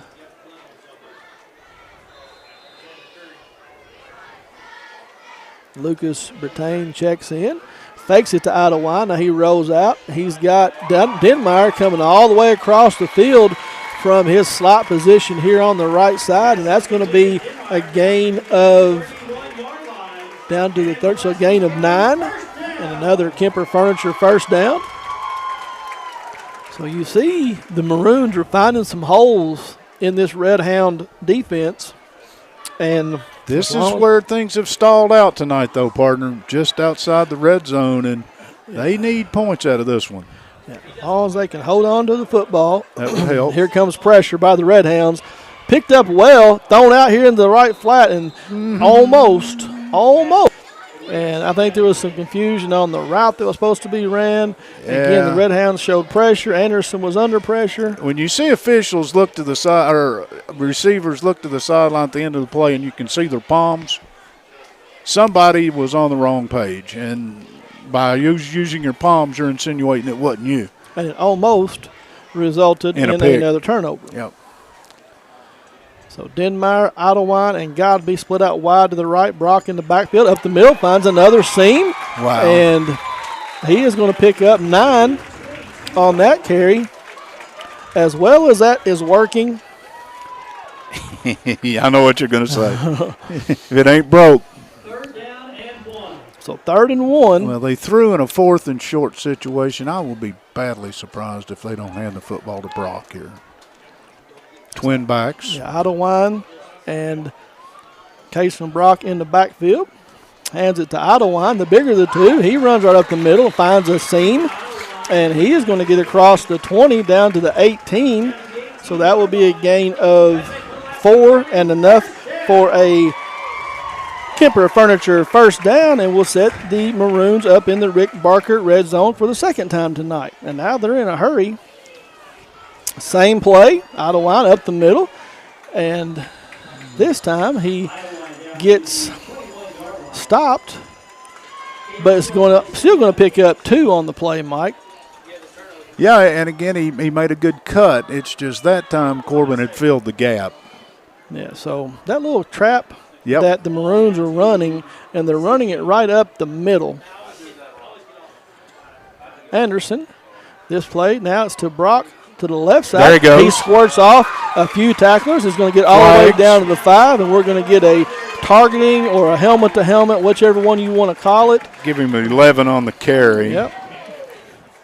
Another Kemper Furniture first down. That is number 15 in the opening half for Pulaski, and they are scoreless. Here comes the call from Mr. George. Yep, should be half the distance. So, they're going to say targeting. So the ball will go half the distance, which is 2.5-yard penalty, and we'll take the ball down. I'm sorry, I can't record 2.5-yard penalties. It's 10. And we'll take it to the 2.5-yard line. Well, if you've got 1st and goal here, you have got to hang on to the football. You've got to put points on the board and give your offense something to celebrate and your defense to go play for something. So 5:35 on the clock. Maroons trailing 21-0, but have put together to this point, a 80-yard drive. Anderson this time fakes it, dives up the middle, and you see the Red Hounds decided they were going to submarine the entire line on that one. There wasn't going to be a run up the middle. So Anderson leaves his feet, dives over, and is going to pick up no yardage. Bring up 2nd and goal from the 2. Well, Corbin has got the beef in the game right now. That offensive front is huge. Yeah. Anderson gets back to the huddle. Plenty of time. So the play clock, I mentioned it earlier. It's and dead. It's not working at all, is it? So hands it off. I think that was Brock. Idlewild. Was it Idlewild? Idlewild. And here comes the big boys. And we're going to bring in gain of 1. Gain of 1. So 3rd and 1 and the tank package. Yeah, as they say, the big boys are coming in. And let's see, it'll be a shotgun situation. No. Brock is going to line up the Wildcat. He takes it, goes behind Idlewild, and he gets comes out. Ball comes out. Do we have another turnover? I don't know. Corbin says so, but they may be prejudiced. Yep. So Brock tried to go airborne. He got hit right at the line of scrimmage, and ball pops out, and the Red Hounds are going to dodge another bullet, Mike. 2 weeks in a row, Pulaski has put the ball at the goal line and came away blank in both trips, and that one hurts, boys and girls. That one hurts a lot. I mean, that's 2 times that you have been driving to score. And they get the ball to 20 because it was fumbled into the end zone, as you aptly described, a touchback. And if I know what I think I know about football in general, look for something tricky or something deep on this opening play. Yeah, quick strike after a turnover. Yep. 4:10 remaining here before halftime. If Creekmore or some of the Jets are in the game, then, no, I don't see Creekmore, but I do see. Look for here on the near sideline. Now, Maroons are playing too deep. Elam drops back. He's looking for Coleman on this side. He just dumps it out here into the left flat to his running back, Cole Stevens, and he will get across the 20. They say he went out of bounds at the 28, so gain of 8 on the little swing pass. Be 2nd and 2. Hands it off to Cole. No, we're going to have a flag before we can have it. We're going to have a false start on the offense, so they will pick up 8 on first down and back him up 5, and so that should make it 2nd and 7. Josh just sent us a note, said 14-0 Southwestern end of 1 over Belfry. Yeah, that's where I was going with that earlier, and we had something happen. I had my eye in the sky down there, texted it to me, and I didn't get a chance to get to it. We don't have a Somerset score yet. So the Red Hounds back to the 23-yard line. Elam being deliberate, takes his snap. Now he's under a little pressure, has to run out. Rolling to his right, eye still downfield, and he's going to throw it. They're going to not call the pass interference, but the pass is going to be completed there to. And you had an offensive lineman at the 32-yard line when he threw that football. It's an RPO. It took 4 days to develop, but we did have a lineman about 7 yards downfield when he threw it. Yeah, so Elam ineligible. Yep, and there it is. Great call by my partner there. Yeah, once a day I get one right. How about the catch, though? Ran through the contact and still held on to the football. That's pretty impressive. I've had to go to the assisted living light over here, guys. I might have to remember to bring a lamp. So, well, if you're Pulaski, I won't call that a break. You got a mistake, but again, you are in territory where you want Corbin to have to give the football back before halftime. And much discussion. Yeah, so that with this crew, that's normal. Well, there is a debate whether or not it was it's ineligible downfield. That the play doesn't count. It was 2nd down, and they have moved it back and say it's 1st down now. I don't know how. Yeah, that's wrong. About like our 10-yard pass interference penalty that we had last week. And they're still on their headsets talking back and forth to each other. Well, eventually they'll convince themselves they're right and we'll play football. Well, I think they still haven't figured it out, but we're going to play. So Elam fakes it. Quick pass into traffic. Dangerous. Yeah, a lot of traffic there around Cam Estep. He's brought down by Bales and Idlewind that were right there. So they did leave it 2nd down. They did. And now it's 3rd down. So I don't know why they changed the box, but they've got it right somewhat. Consider that an apology, George. You guys might have got it right. So 2:48 on the clock. Down 21-0. Corbin, 3rd and 12. Elam looks downfield, throws it for his intended receiver right at the yardstick. He is Carter Stewart, and he drug his foot. It was a very nice catch. And if it's not a 1st down, they're going to move it now. So he picks up 11 yards and 1 inch. That was a big league catch and toe tap. Yeah, it really was. And a big throw. You see Elam. Huge. When he wants to wind it up, he can do just that. He pitches baseball. And so now he hands it off to his speed back. That's Estep, and he finds a seam, and nobody will catch him, Mike. 30, 20, 10, touchdown. 70 yards. Just like that, the Red Hounds strike again. Second quarter, 2 minutes, 19 seconds. Cam Estep, 70-yard touchdown run, and he found a seam over there and untouched for 70.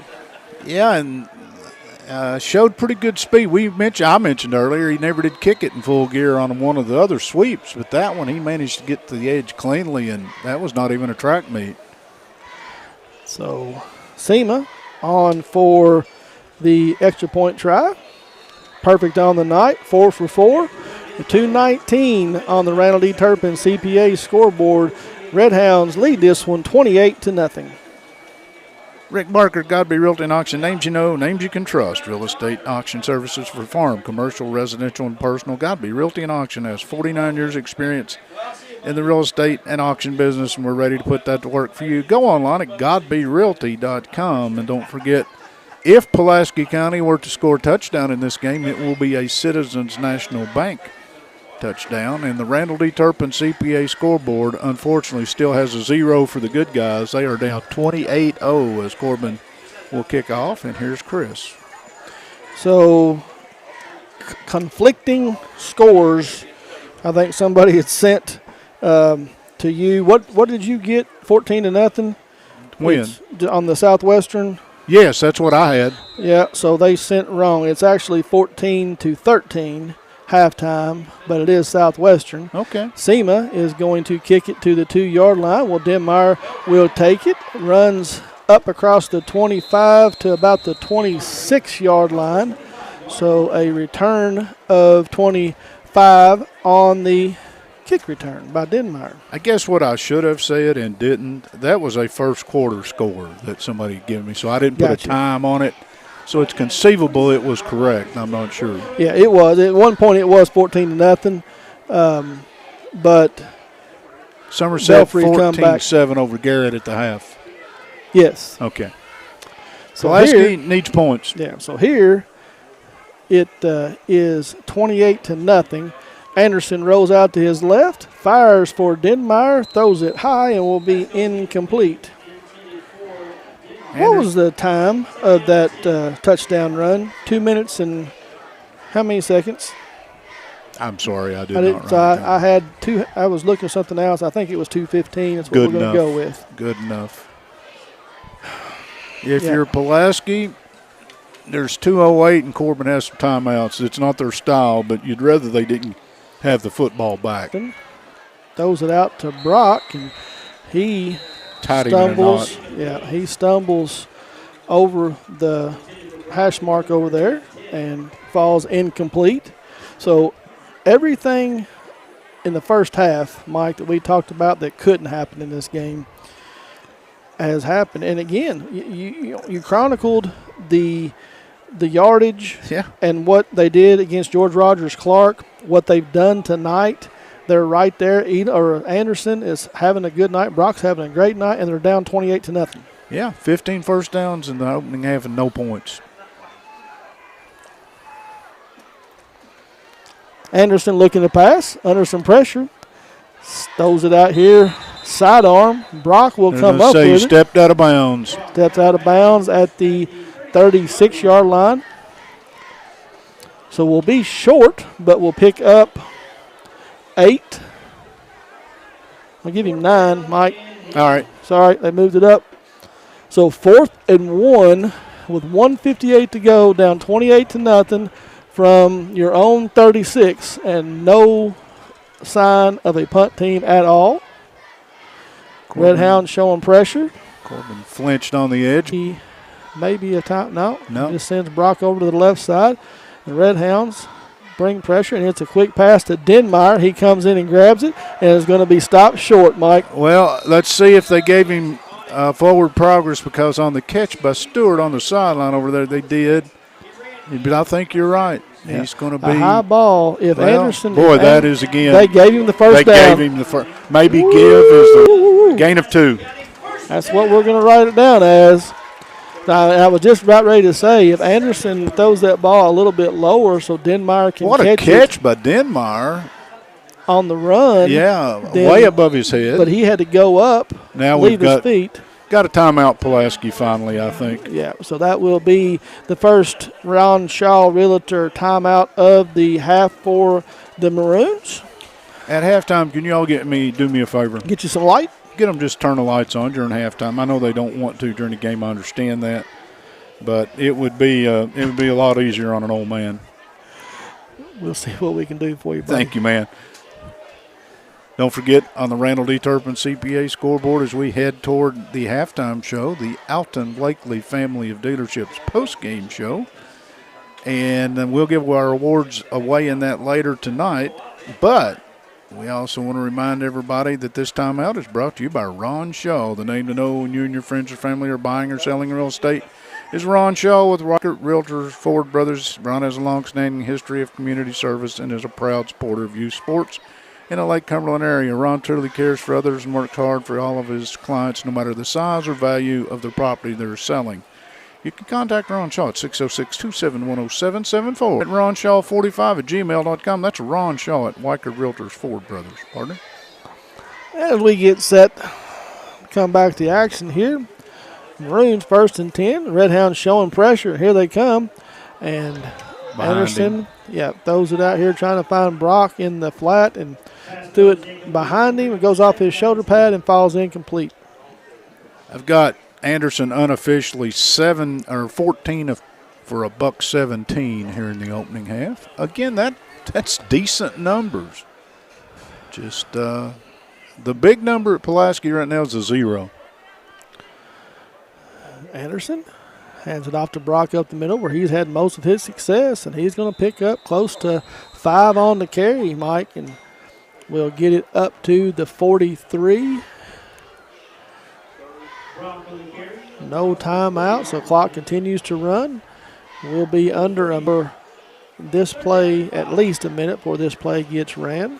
Unusual to see Pulaski shuttling with that short clock, but they're getting a different receiver package in. Yeah, so they'll send 2 to the left, 2 to the right. Anderson rolls out. He's under some pressure, and he will be brought down. And that's not a flag. That's a shoe. That's a shoe. Somebody ran out of a shoe. One of them pretty silver bottom shoes, but that's not a flag. Anderson got crunched at the end of that one. Yeah, and they'll give him a short gain, but it will be a Ron Shaw Realtor timeout. Pulaski County take the timeout, or did Corbin? Well, I never saw George. Never seen no indication. All right. Corbin called the timeout. Well, I thought they might, just to keep things going. Well, sure. 4th down, you force them to punt again, get the ball back. Yep. Whamco, Woolridge Asphalt Maintenance Companies, locally and family owned and operated. Total Asphalt Maintenance Service Company, proudly serving the Lake Cumberland area. Their service includes seal coating, hot pour crack filling, and hot asphalt patching. All right. Light went out on the phone, and boy can't read in the dark. Their service includes seal coating, hot pour crack filling, asphalt patching, repair, paving, and striping. Whamco, who will sponsor our lineman of the game at the end of this. Ready for the punt, partner. Anderson is on to attempt the punt. He'll put his foot to it, and it is a end-over-end kick that will hit at the 35 and back up to the 41. So that will be a net. About 16 maybe. What do you got? 43. That will be a 21. Okay.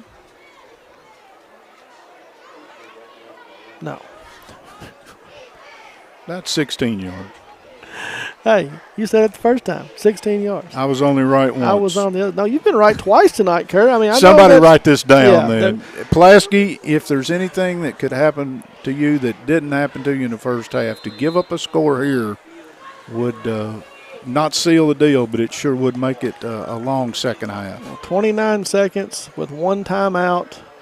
Elam, I'm sure, is going to be looking downfield, and they're going to get a false start here before we get going. There was a little hop, skip, and a jump and that looked like it had the potential, Mike, of being a double pass.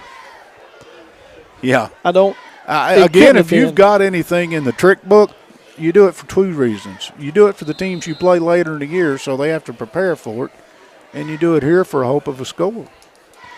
And so they will send 2 receivers out wide to the right, 2 to the left. 27.4 on the clock now. Elam drops back. He's looking. Now he's flushed out of the pocket, still looking. Now he's going to set his feet and throw up about the 50-yard line, and that's been the first ball that was really thrown out of the receiver's area. So Pulaski drops back in coverage. Elam had plenty of time, but I've got him 12 out of 18 for $138, so that's pretty efficient.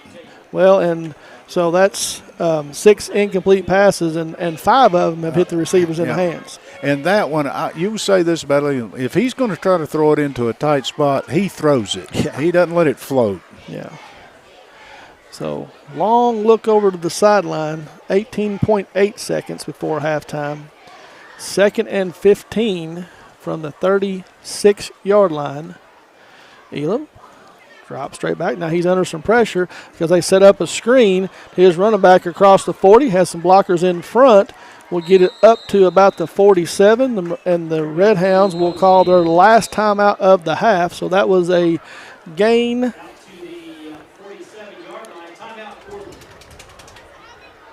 Of 10 on the play, and that was a running back out of the backfield. That was Cole Stevens. Will bring up 3rd and 4. So we do have a timeout here.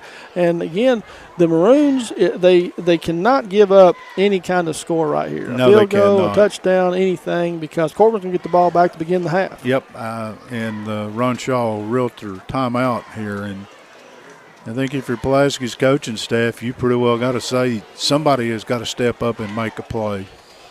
Well, with 8.1, is that an 8? That is an 8. 8.1. You can run a play, but if it's not a 5-yard and out, it better go to the house because the clock will run out. Well, and if you put the dime package in and you go to 4 deep, which looks like they're going to do. Well, got the cornerback still up there. Yep.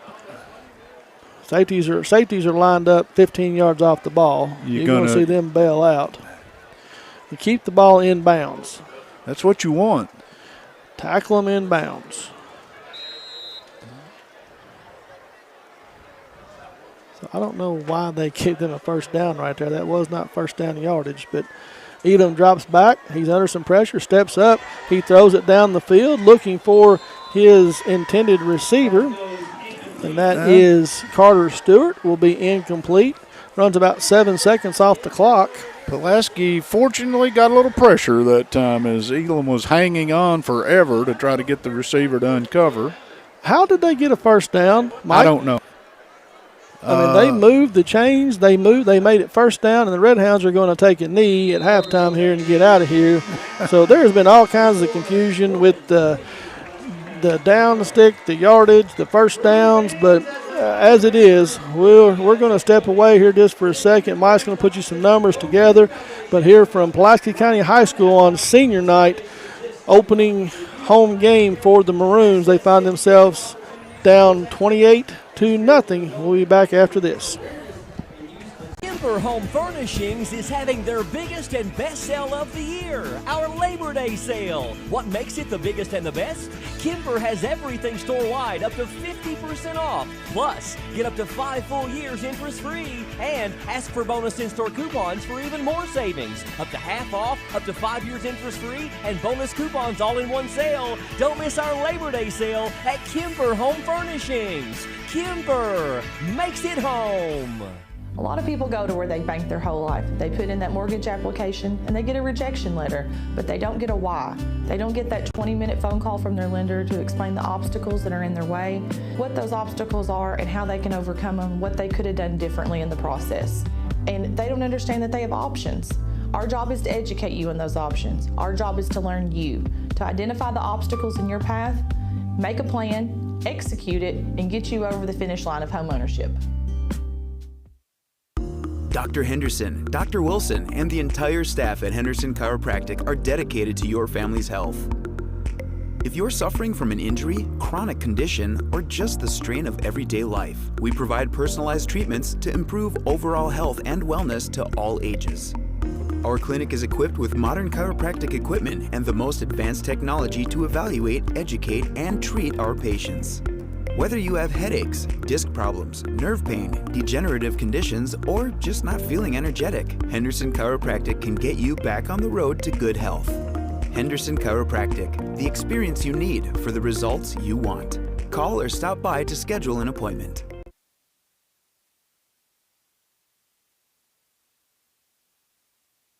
And welcome back to Pulaski High School's coverage of high school football here from Pulaski High School. I think it was very redundant. I think I said that about 4 times. But as it is, the Maroons find themselves on the wrong end of the scoreboard, trailing the Corbin Redhounds 28-0. And I will give you a rundown and tell you how we got there. Corbin came out and put the first points on the board at the 5:27 mark of the first quarter.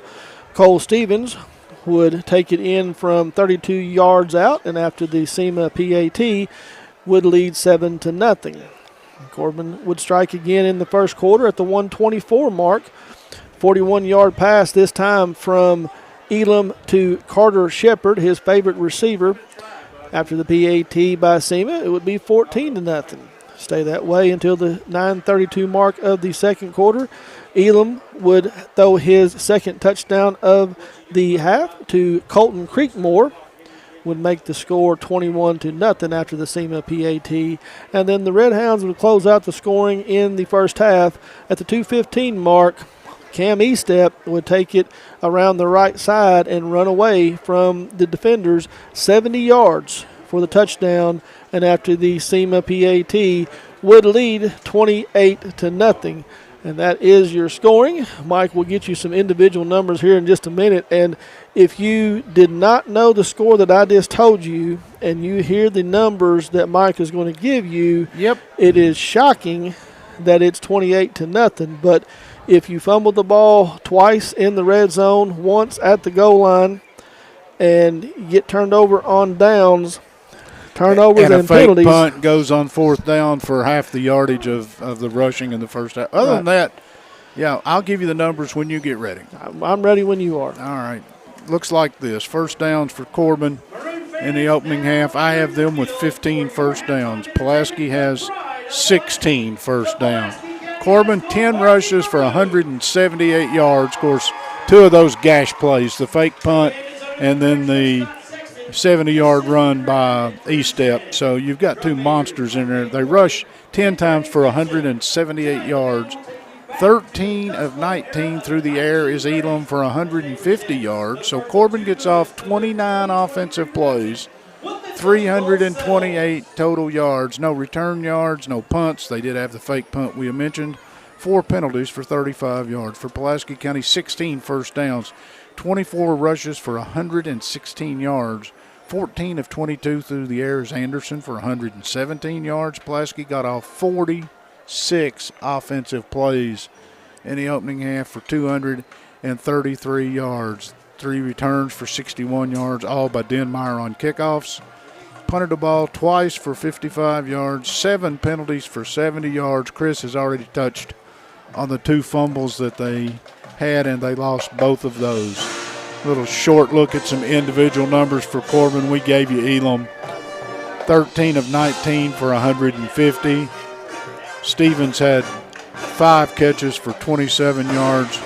Stewart, 4 catches for 75 yards. Newberry, Estep, Creekmore, and I've got one other here that I've got to find a number for. Each had 1 catch in the opening half.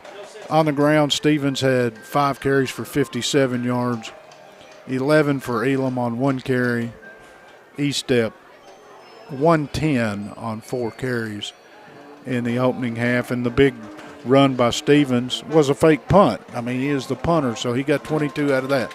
Pulaski County, big half for Brock on the ground, 16 for 94, but 2 fumbles that both of them were lost in that mix. Idlewind had 4 carries for 11.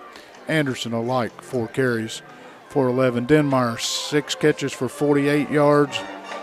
Brock had 7 for 44 yards. Godby 1 for 5. That will do it. Partner, Pulaski outgained unofficially 328 to 233, so 100 yards.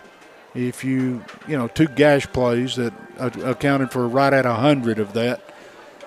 No turnovers by Corbin. They did no serious penalties. They had 1 major. Everything else, a couple procedure calls. Pulaski County, again, they found a way. I've watched them for many, many years. That's the first 2 fumbles I can remember on goal line plays. Pat has brought me a lamp. You got a lamp. Look at you. And let him be thanked out loud. Thank you, Pat.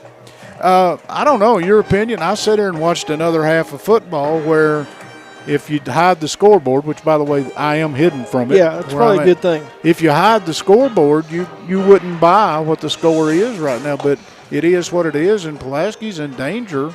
Corbin getting the second half kickoff. They're in danger of this thing being a non-issue early. And, if you're the Maroon coaching staff, right now, going in and talking to this team, it's not like you can go in there and draw up something different and say, okay, guys, this isn't working. We've got to do this. We've got to do better at this. We've got to do better at that. Again, you gave the stats. You told us what's going on, and they are having success between the 20s. Yep. You get inside the 20 and good defenses, great defenses, the bend but don't break type of defenses will let you have all the success you want in between the 20s, but then they bow their neck, they stiffen, they whatever you want to call it, and then they make things happen. And they have forced 2 turnovers inside the 20-yard line and stopped the Maroons, and just I hope that this type of game, this situation, 2 weeks in a row doesn't break the spirit of this team. Well, once again, I mean, the numbers are obvious. The plays are obvious. They'll see the film, and they're going to have to realize that there are certain times that possession of the football is pretty important. Yeah. And there are times that non-penalties are pretty important. And they'll grow up, and they will get better. Keep getting punched. You either jump up and get involved or something else is going to happen. So I'm not sure what we're doing here. Press pass is being passed out. Did he sell his? I think so. Yeah, we're being entertained by the Pulaski County Band here at halftime. It is senior night. We're glad you joined us. Don't go away. We'll be back in just a few minutes with the second half of this. Corbin, again, leads 28-0 over Pulaski County. And, there are times when you just, as a coaching staff, you take a look and you say, I don't know, guys, what do we need to do different to make sure that we somehow are more focused in those situations, or is it something you don't talk about?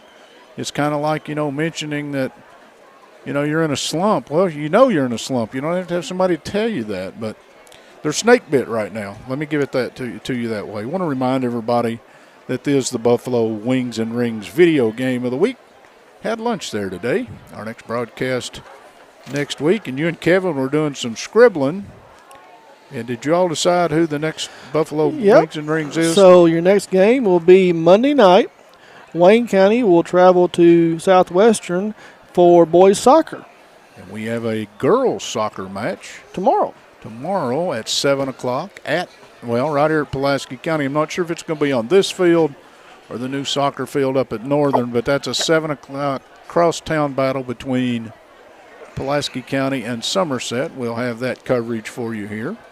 We'll remind everybody that Lake Cumberland Orthopedic Sports Medicine, Dr. Jesse Pace, Dr. Patrick Jenkins of Lake Cumberland Orthopedic Sports Medicine for athletes of all level.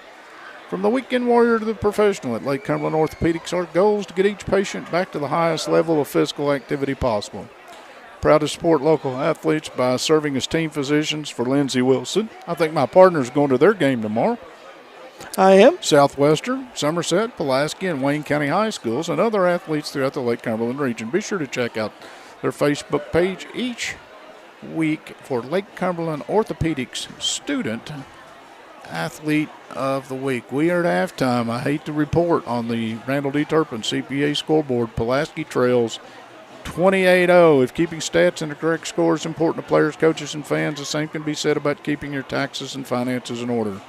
For over 26 years, Randall D. Turpin CPA has been doing just that. If accounting's not your thing, let the pros at Randall D. Turpin CPA do it for you. Proud sponsor of the Randall D. Turpin scoreboard, located on Parkers Mill Road in Somerset. Happy birthday, Melinda. You and I all know what that means.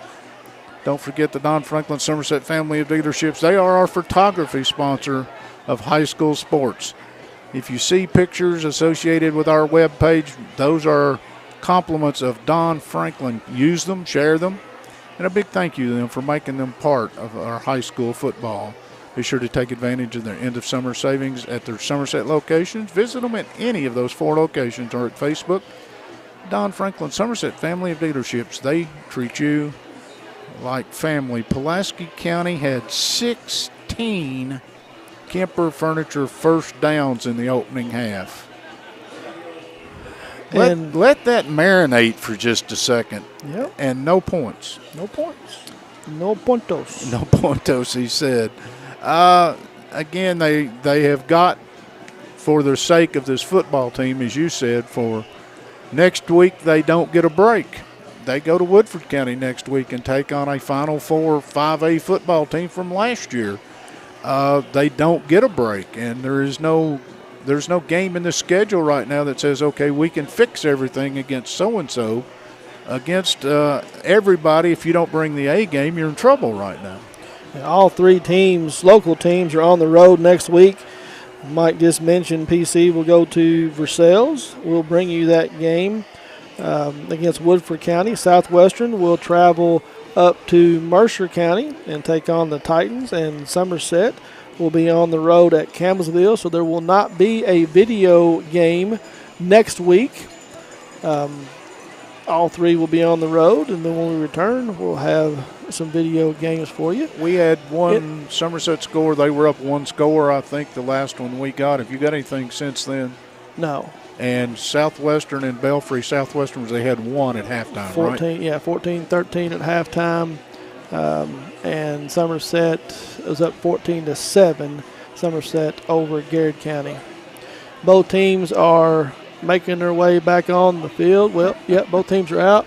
We're going to step away for just a minute. We'll have a little commercial. We'll come back, have the additional 3 minutes, and we'll get set to bring you the second half of the Red Hounds and the Maroons. Cash? Well, look no more. Alton Blakely's got cash? Is that cash, Daniel? Yep. And you're giving cash for cars? Yep. For real? Yep. Why not? Then on down to Alton Blakely, where selling your car is as easy as ABC. If you have a vehicle you'd like to sell or trade, it's fast and easy to get paid. And we'll give you top dollar. Visit Alton Blakely today. All the best since 1965. Out here in the real world, we've spent too much time waiting around and wondering if we'll ever get to be what we really want to be. Now it's time to move forward. And with a little help from Somerset Community College, you can finish that degree or start a whole new life as an IT VIP, a healthcare hero, and more. In less time and for less money than you think. The time is now. The place is here. Never underestimate you. Here at Citizens National Bank, we still take pride in treating each and every customer like we would want to be treated. Our employees are here to help you navigate the confusing lending process and determine which type of home loan best suits you. Schedule an appointment today. We have highly qualified loan officers ready to serve you.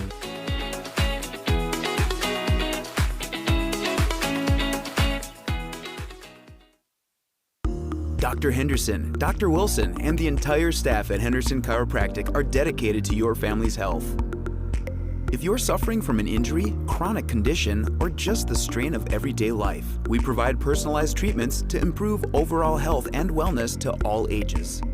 Our clinic is equipped with modern chiropractic equipment and the most advanced technology to evaluate, educate, and treat our patients. Whether you have headaches, disc problems, nerve pain, degenerative conditions, or just not feeling energetic, Henderson Chiropractic can get you back on the road to good health. Henderson Chiropractic, the experience you need for the results you want. Call or stop by to schedule an appointment.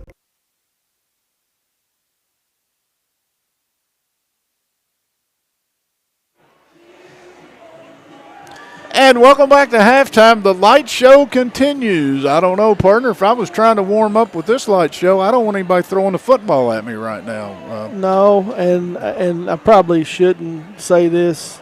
You know, they had to, I guess, figure out if the lights work this way, because they do that after scores. They've not had to do it yet in this game. Well, we go a long time, and there's all kinds of comments made, and that one's okay because it would be understood. Pulaski had ample opportunity to put points on the board. Let's just be honest. And John Hines said it in his coach's show. He's not pulling any punches. He said we got to quit shooting ourselves in the foot. Well, I don't know how many bullets the gun holds, but they did plenty of shooting in the opening half. They've got to fix that, and it becomes mental sometimes. Hey, young man, how are you? You look like you so far in this game, it's only been a little double-barrel shotgun. They've only shot themselves in the foot twice. Well, that's not true. A couple the big fake penalties. Punt, too. I'm going to give you that one. Big penalty on the Denmeyer catch that was probably going to result in a touchdown. It did result in a touchdown. He got in the end zone. He did get in the end zone. And he gets called back on a holding play. So, both teams on the field. We're under a minute. Pulaski will be kicking off to the Red Hounds, which you do not want to see. Yeah, and they'll be kicking with the wind, but the wind has decided to take the night off. We had a stiff breeze when we started this one. Now we've barely got a crinkle in the flags. Pre-game, it was blowing pretty good. It was. South to north, and now it is died down, and the Red Hounds will come out. Couple of good games on the docket tomorrow, interstate games. If Louisville game was good last night, wasn't it? Kentucky will take on the Colonels from Eastern Kentucky. That's a 3 o'clock kick. Yeah, And it's not on your regular TV. You got to have that plus after the. Yeah, SEC plus, ESPN plus, and I know that Spectrum fans are not happy about that. All right, let's play football. So, do we see an onside kick here to start the second half, Mike? I don't know. I mean, it wouldn't surprise me if that's what you're asking me, but you think Corbin might think something up? Yep. I count 9 within 10 yards of the line of scrimmage. Yeah. So, you've got Stewart and Curry back deep, and now Idawine will walk back to the ball, and everybody spreads out, and Corbin goes back to a more traditional set, and Idawine will kick it to the 15-yard line, where Stewart will take it around the right side. He picks up a block. He's got the wall. He's across the 35 to the 40, makes a move inside, and he's going to step out of bounds across midfield, but there is flags on the field. So we're going to have a block in the back, hold, illegal block, something against the white team, and we'll nullify that long return. I saw a hooker on the outside over there for Pulaski County. He may stay in the secondary. No, yeah. I'm not sure, but anyway, he's got pretty good quicks, and he didn't come close to catching the corner over there. So no, and they did get the hold on the Red Hounds, so we'll knock off 10 yards anyway. So ball was taken across midfield. Now they're going to spot it at the 40-yard line. So a return of 25. Correct. And so Edom comes out. Shotgun set with E-step. Hands it to him around the right side, and he finds that seam again and is going to squirt through for a gain of 12 on his first carry of the second half. He had a lot of success in the first half. Was that E-step? Yep, E-step for a gain of 12. And that will be the first down of the second half for the Red Hounds. Moves the ball across midfield.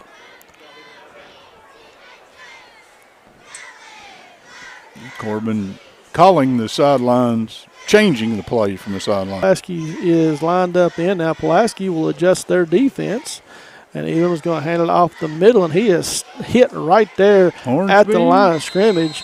Trey Hornsby and a host of maroon jerseys will bring him down for no gain on the carry. Yeah, that was pretty good defense. Yeah, the referee was the referee was standing across the 46 like he had got forward progress, and he never got out of the backfield. No, he didn't. So they moved it back to no gain. 2nd and 10. Just underway here in the second half. Elam steps up, throws it out to his favorite receiver, Stewart, on a little screen. And he's only going to get minimal yards, maybe give him 3 on the ball up to the 45. So a gain of 3 will bring up 3rd and 7. So a better job on the screen coverage. Pulaski getting a late substitution. That'll work. Going more to like a nickel coverage here, Mike, expecting the pass. And they have brought in their other running back, Xander Curry, and Coleman in the backfield. Hands it to Coleman off the left side. He finds a gap. He's going to get across the 35 down to about the 32. And so that will be a gain of 16. Mm-hmm. For another first down for the Red Hounds. So on the move here in the second half, we're about 2 minutes in to the third quarter. Red Hounds lead this one 28-0 and driving. Elam taking his time. Maroons showing some pressure, and they will bring linebacker, and he's under pressure, and he will get sacked. First sack of the night. Ramirez coming from his inside linebacker spot. And if we were playing on grass, Elam for the first time tonight would have a dirty uniform. For the first time, you're exactly right. Yep, so that'll cost them about 6. We got a stoppage. We have a official's timeout for something.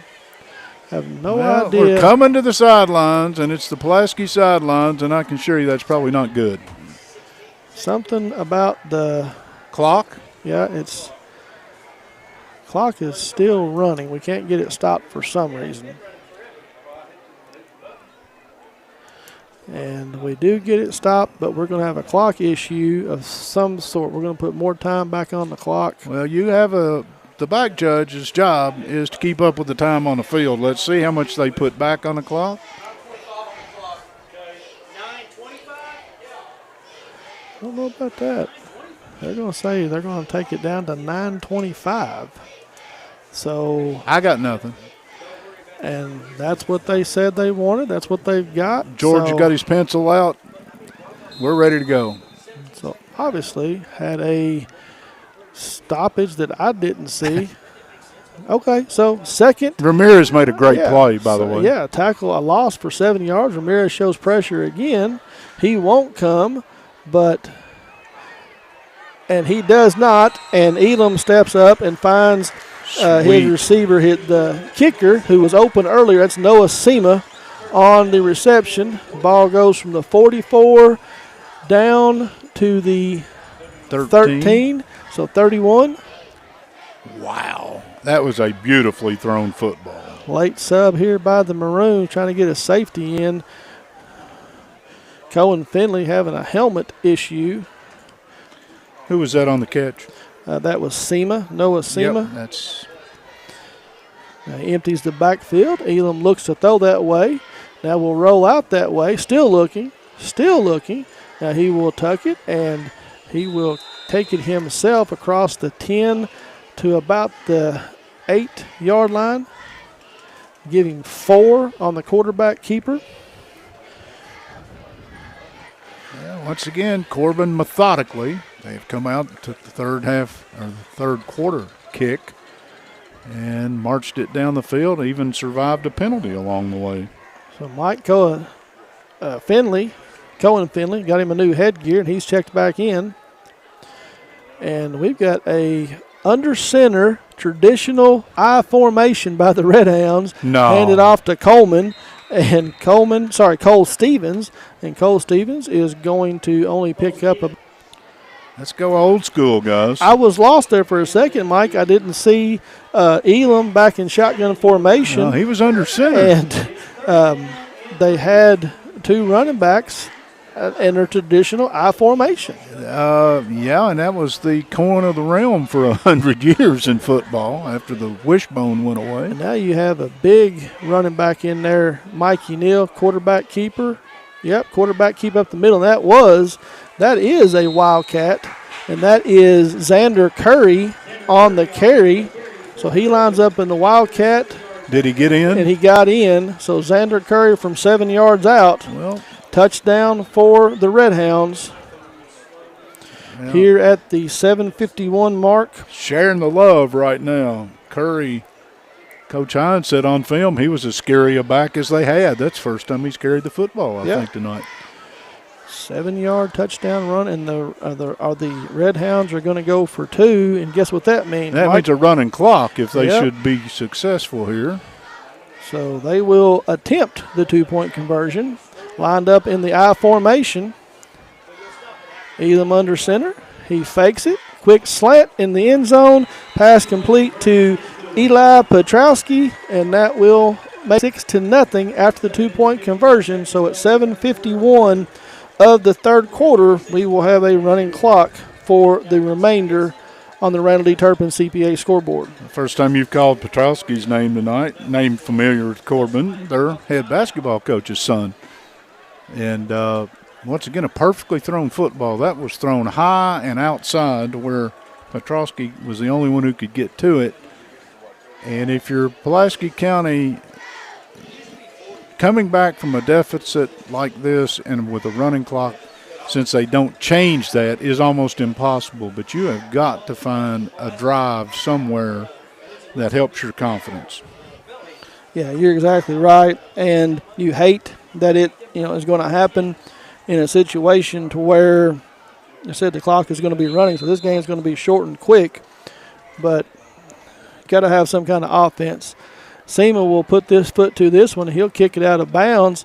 So he will give the Maroons a break because that ball should come out to the 35. That kick, it probably crossed the out of bounds at about the 25-yard line. He missed that one. Yeah, he did. And the young man has been putting the ball right at the goal line or into the end zone the entire game in the first half. I believe they kicked it off 5 times in the first half by 28, 4 touchdowns in the opening kickoff. And so the Maroons will take over their first offensive possession in the second half from the 35. And we've got a new quarterback in too, Mike. Ryan Anderson? That is, I think that's Boone Godby. Could be Godby. I can't tell from here. I don't see Anderson, but Boone Godby will take snaps from the shotgun. He's going to hand it to Idlewine, and he is wrapped up. They'll give him 1 on the carry up to the 36. And, Mike, I don't even see Anderson on the sideline. I'm trying to help you because I know you're going to call the play. I do not see a 2 anywhere on this sidelines. So, Boone Godby, 2nd and 9. He's got Idlewine in the backfield, rolling to the right. Throws it to Denmeyer across the 40 up to about the 42-yard line. So that will be a gain of 6. Be 3rd and 3. And I tell you, somebody else who's missing from the sideline, Mike, is Kason Brock. I agree. Both of them are not with us on the sidelines. That, okay. Make you go, Yeah. So Idlewine and Ryan Anderson in the backfield. Idlewine takes it off the right side, and he gets bent back.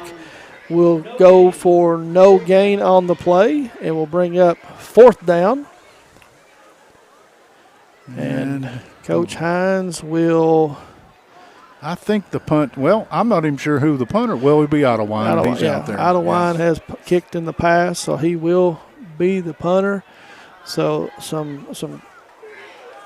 Be nice to know what was going on with the backfield of Pulaski not coming out after halftime. Mystery here in the second half. Out of line will foot to it, and it's a nice punt that will be fair caught at the 26-yard line by Stewart.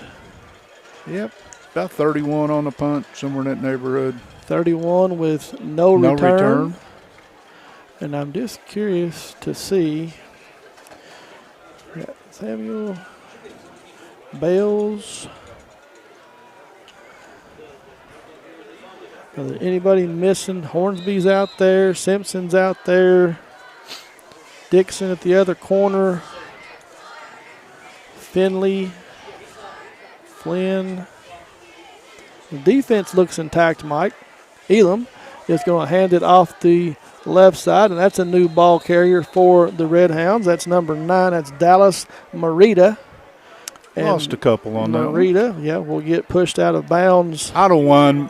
We don't, that goes without notice almost, but he played the block, fought it all the way to the boundary, actually forced the runner out of bounds. That's about as nice as you can play that. Yeah, did a good job. So,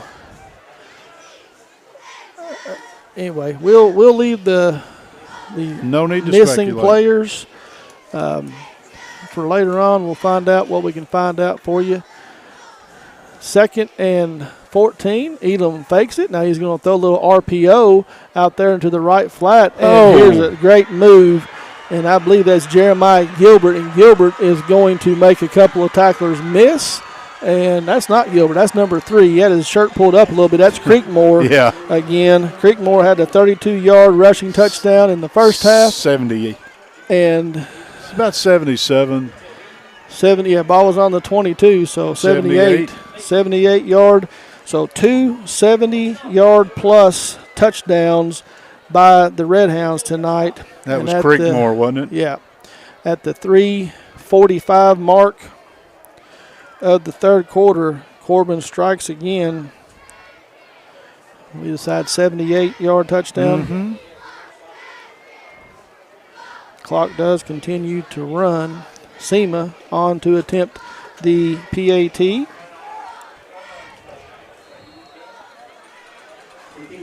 Well, you look at generally in a football game, and you start looking at plays you give up on defense of plus 25 yards or more, and when you get above a handful of those, you're in trouble. And Pulaski has bashed for at least that many on this occasion, and it's just a question of getting to the end of this one now.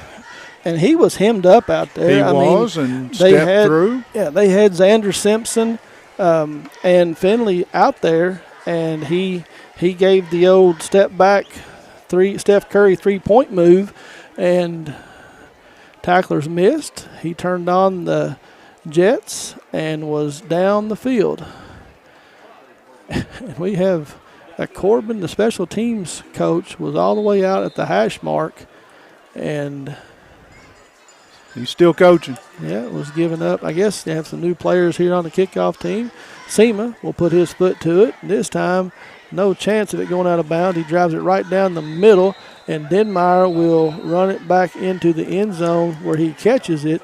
Now, we saw that in one of the games this year, Mike. Actually, the ball was caught in the field of play. It can be returned. I'm pretty sure they changed the rule. You can intercept it in the end zone and return it.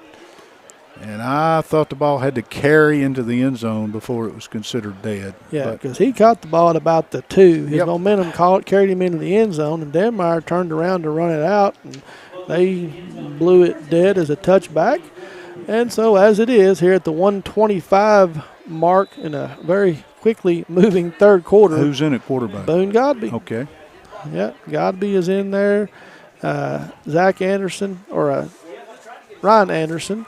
And Godby finds Denmeyer. He makes a man miss. Now he's off to the races across the 30, across the 40, and will run out of bounds at about the 43-yard line. So give him 23 on the catch and run.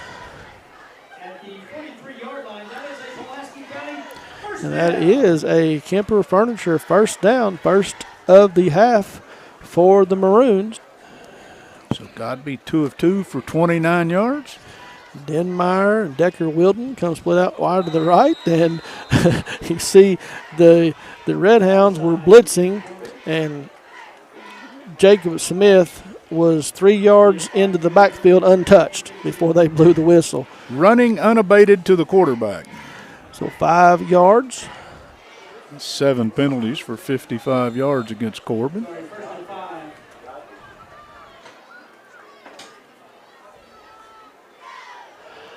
Godby takes the snap, looks quickly out to the left flat, and that's another name. That's Kyle Weathington Jr., his first catch of the game, first catch of the season, and that will be, they'll spot it down at the 43-yard line, Mike, so that will be a 9-yard gain. And that brings us to the end of the third quarter, where the Maroons find themselves trailing 42 to nothing. That's not 43, is it? They did not go for, yeah, they did go for 2. It is 43. They got the 2-point conversion and the extra point, so it is 43. Sure, I wrote it down incorrectly. Are we taking a break or no? I will stay here. Yeah, so we are going to take a break. Okay. We'll be back after this. Toyota of Somerset, we're known for great service before and after the sale, and so much more. Since 1988, Toyota of Somerset has been supporting our local communities. And we sell and service what a number of different rating services call the most fuel-efficient, dependable, and safe vehicles on the road. Toyota. Toyota of Somerset, South Highway 27 Somerset, and online at toyotaofsomerset.com. At Toyota of Somerset, we're all about you. Here to come in 175-100, here to come in 175-2. I 200 down, got it here to come in a quarter. Like successful sports programs, putting together a successful auction takes a lot of planning, organization, attention to detail, and teamwork. And you need dedicated and committed people pulling together. At Ford Brothers Auctioneers, we've been successfully selling the country since 1965.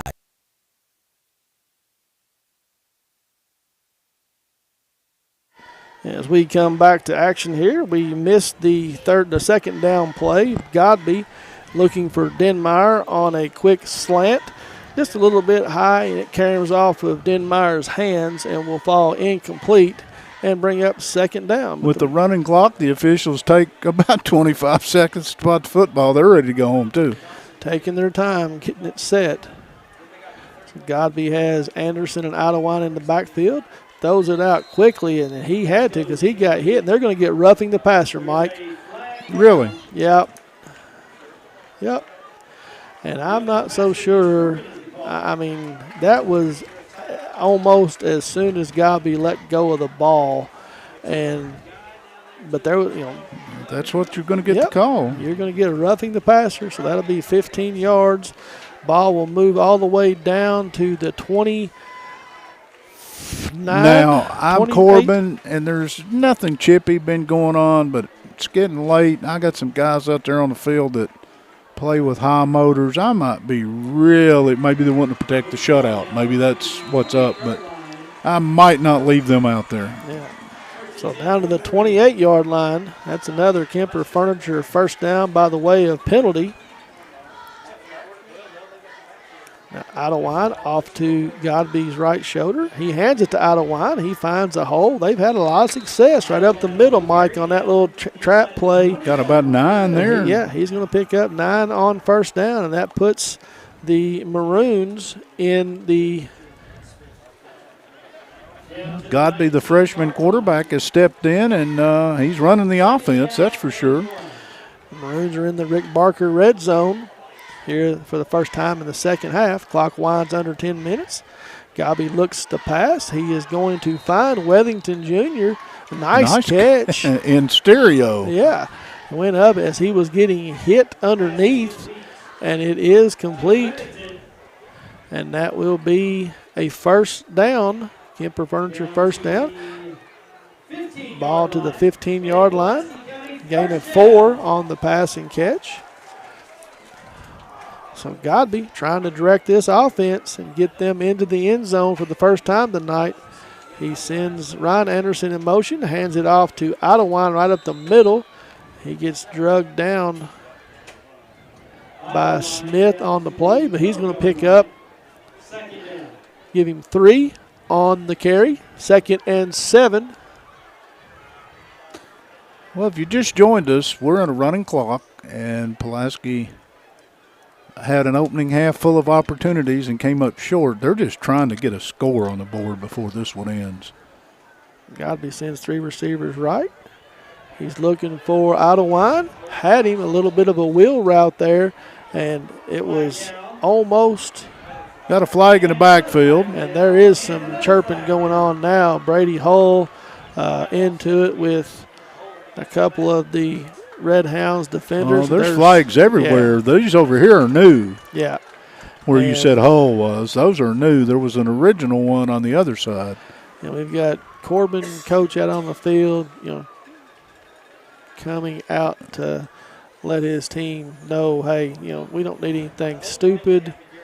Well, again, I remember, Pulaski Maroon fans, you'll remember a game up here that was out of hand, and a player from another team literally drug Sexton to the ground right here about the 20-yard line, and it was flagrant, and it was out of the game of football, and the reaction came, and when it did, Sexton ended up suspended for 2 football games, and it hurt Pulaski's chances.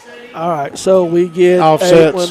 So we've got a hold. Okay. That was the first flag. And the dead balls are offsetting.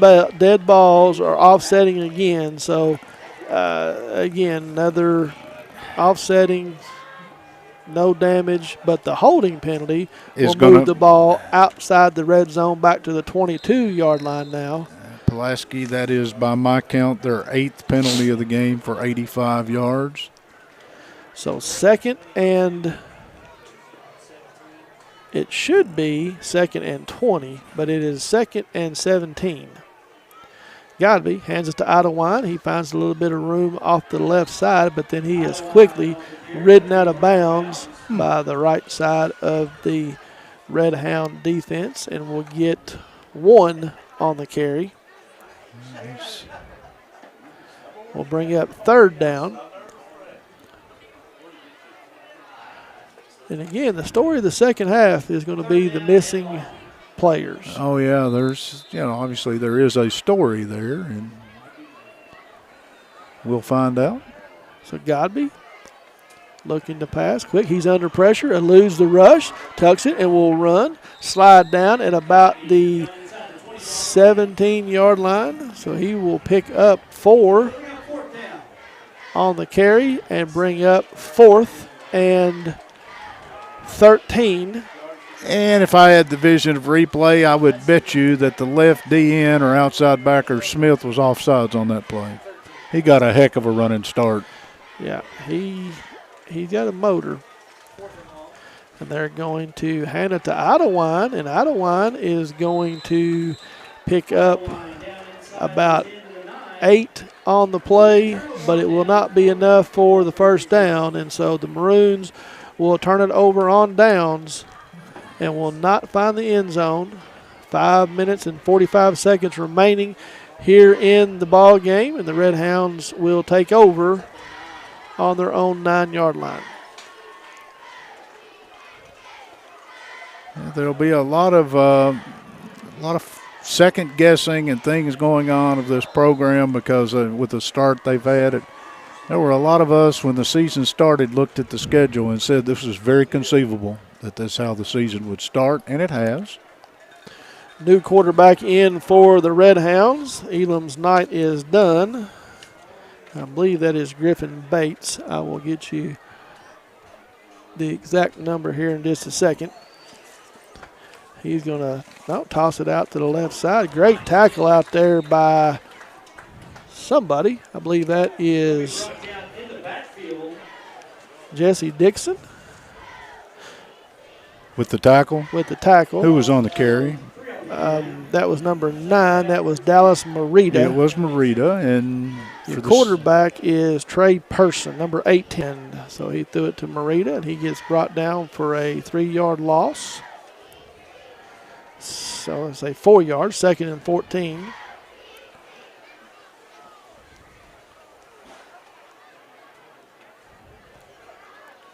This time handed it off to Merida around the left side, and he will lose 3 more yards on the play. So the Red Hounds going the wrong direction on this drive. Yeah, Marita 3 carries for -9 right now. He's key to it is he's hanging on to the football. It's not a good average, but you're right. Not putting on the ground, and the clock winds under 4 minutes. So the Maroons won't get the ball back until at least about 2.5 minutes on the clock, barring a first down here by the Red Hounds. Trey Person in at quarterback. He's going to run just a quarterback sweep around the right side, finds some room. He's going to cross the 15 up to the 20-yard line, and I think he's going to pick up the first down, Mike. Yep. He sure is. Just a quarterback keeper, quarterback sweep. Have lockers out in front. He was running the whole way, and he is going to pick up 18 on the carry, take it across the 20 to the 22, and will result in a Corbin first down. So the Maroons will not get the ball back at the 2.5 mark. Yeah, once again, I see the future of this young quarterback Person might be his feet.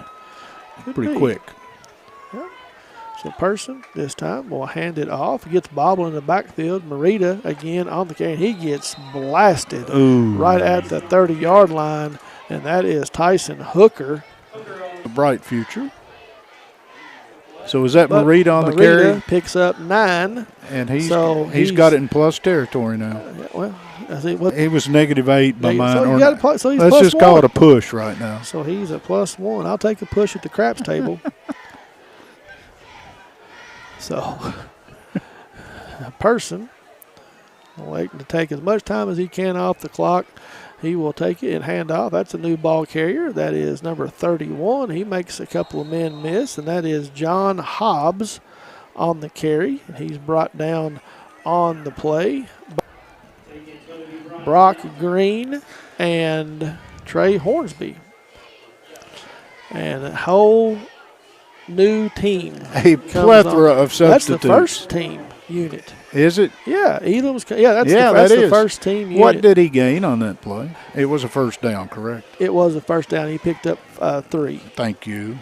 Oh, they're going to send in the first team to take a knee, okay? Because the second unit has not worked. Probably not worked on that a whole lot. So a minute That's 31, good coaching. Yeah, and a couple of knees, and you got to appreciate Coach Greer. You know, he could very easily, try to do something crazy here and run up the score, and so. Well, I think Corbin did what they came over here to do. That was post an impressive win. They've done that, and Pulaski will start game film Sunday afternoon and go back to the drawing board. And 2 more knees, Mike, will end this one. We wind under a minute. Elam will take 2 more knees, depending on how long it takes the referees to spot this ball. That could be the last play of the game if they can mill around here for about 10 seconds before they spot it. And they are definitely taking their time. So, and I believe that will be the last play of the game, Mike. Here from Pulaski High School tonight, Corbin Red Hounds come over and, as you said, do what they are going to take one more snap and just go ahead and make it official. Elam takes one more knee, and that will be the final here from Pulaski High School tonight as the Maroons go down in the defeat, 43-0 to the Corbin Red Hounds. They will run their record to 1-3 on the season, and the Red Hounds will move to 3-0 on the season. And we are going to step away for some commercials. We'll get you some second half stats and some individual stats, and we'll be right back after this. Toyota of Somerset, we're known for great service before and after the sale, and so much more. Since 1988, Toyota of Somerset has been supporting our local communities. And we sell and service what a number of different rating services call the most fuel-efficient, dependable, and safe vehicles on the road. Toyota. Toyota of Somerset, South Highway 27 Somerset, and online at toyotaofsomerset.com. At Toyota of Somerset, we're all about you. Here to come in 175-100, here to come in 175-2. I 200 down, down, got it here to come in a quarter. Like successful sports programs, putting together a successful auction takes a lot of planning, organization, attention to detail, and teamwork. And you need dedicated and committed people pulling together. At Ford Brothers Auctioneers, we've been successfully selling the country since 1965. Ford Brothers Auctioneers. Give us a call or visit us online at FordBrothersInc.com. Ford Brothers Auctioneers, we're selling the country.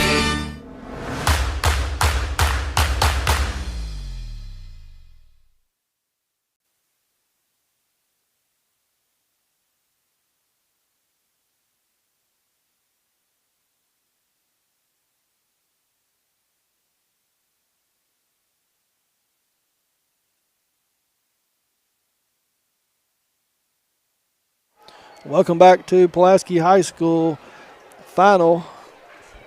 Corbin Red Hounds defeat the Maroons 43-0.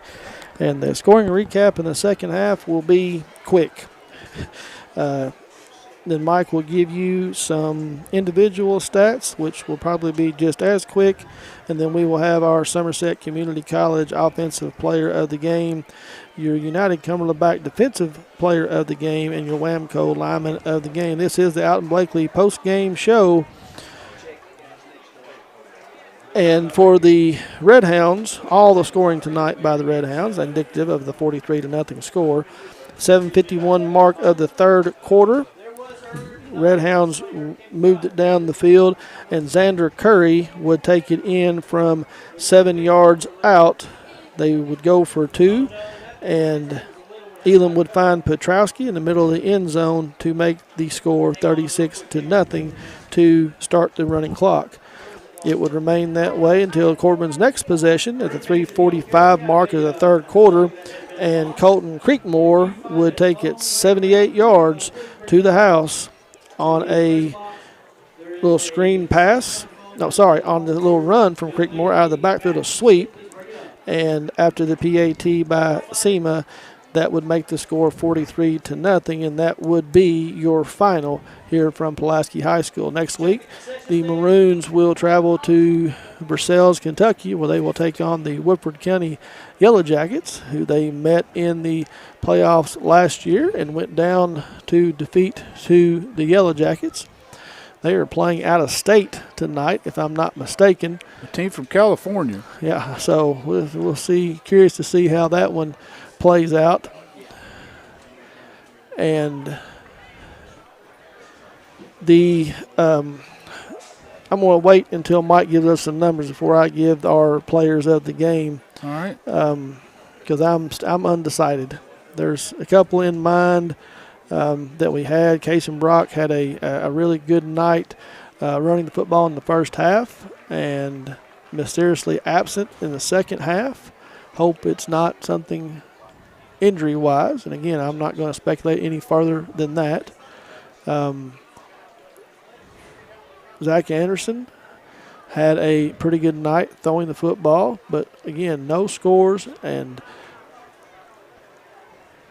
Brock put the ball on the ground twice, had 2 fumbles this evening. Pulaski had a quick meeting here at the field, and you see them walking off of the field. You better ready for me to roll? Whenever you are, sir.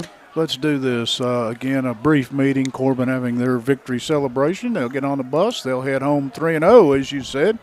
Well, that's going to fall to 1-3, and the test next week is not a show-up test. You'll have to play next week against Woodford County. All right, Pulaski County on the game. I have them unofficially with 20 first downs. Corbin, 22 first downs on the game, just to give you a little relativity here. Pulaski County, 33 carries on the ground for 141 yards.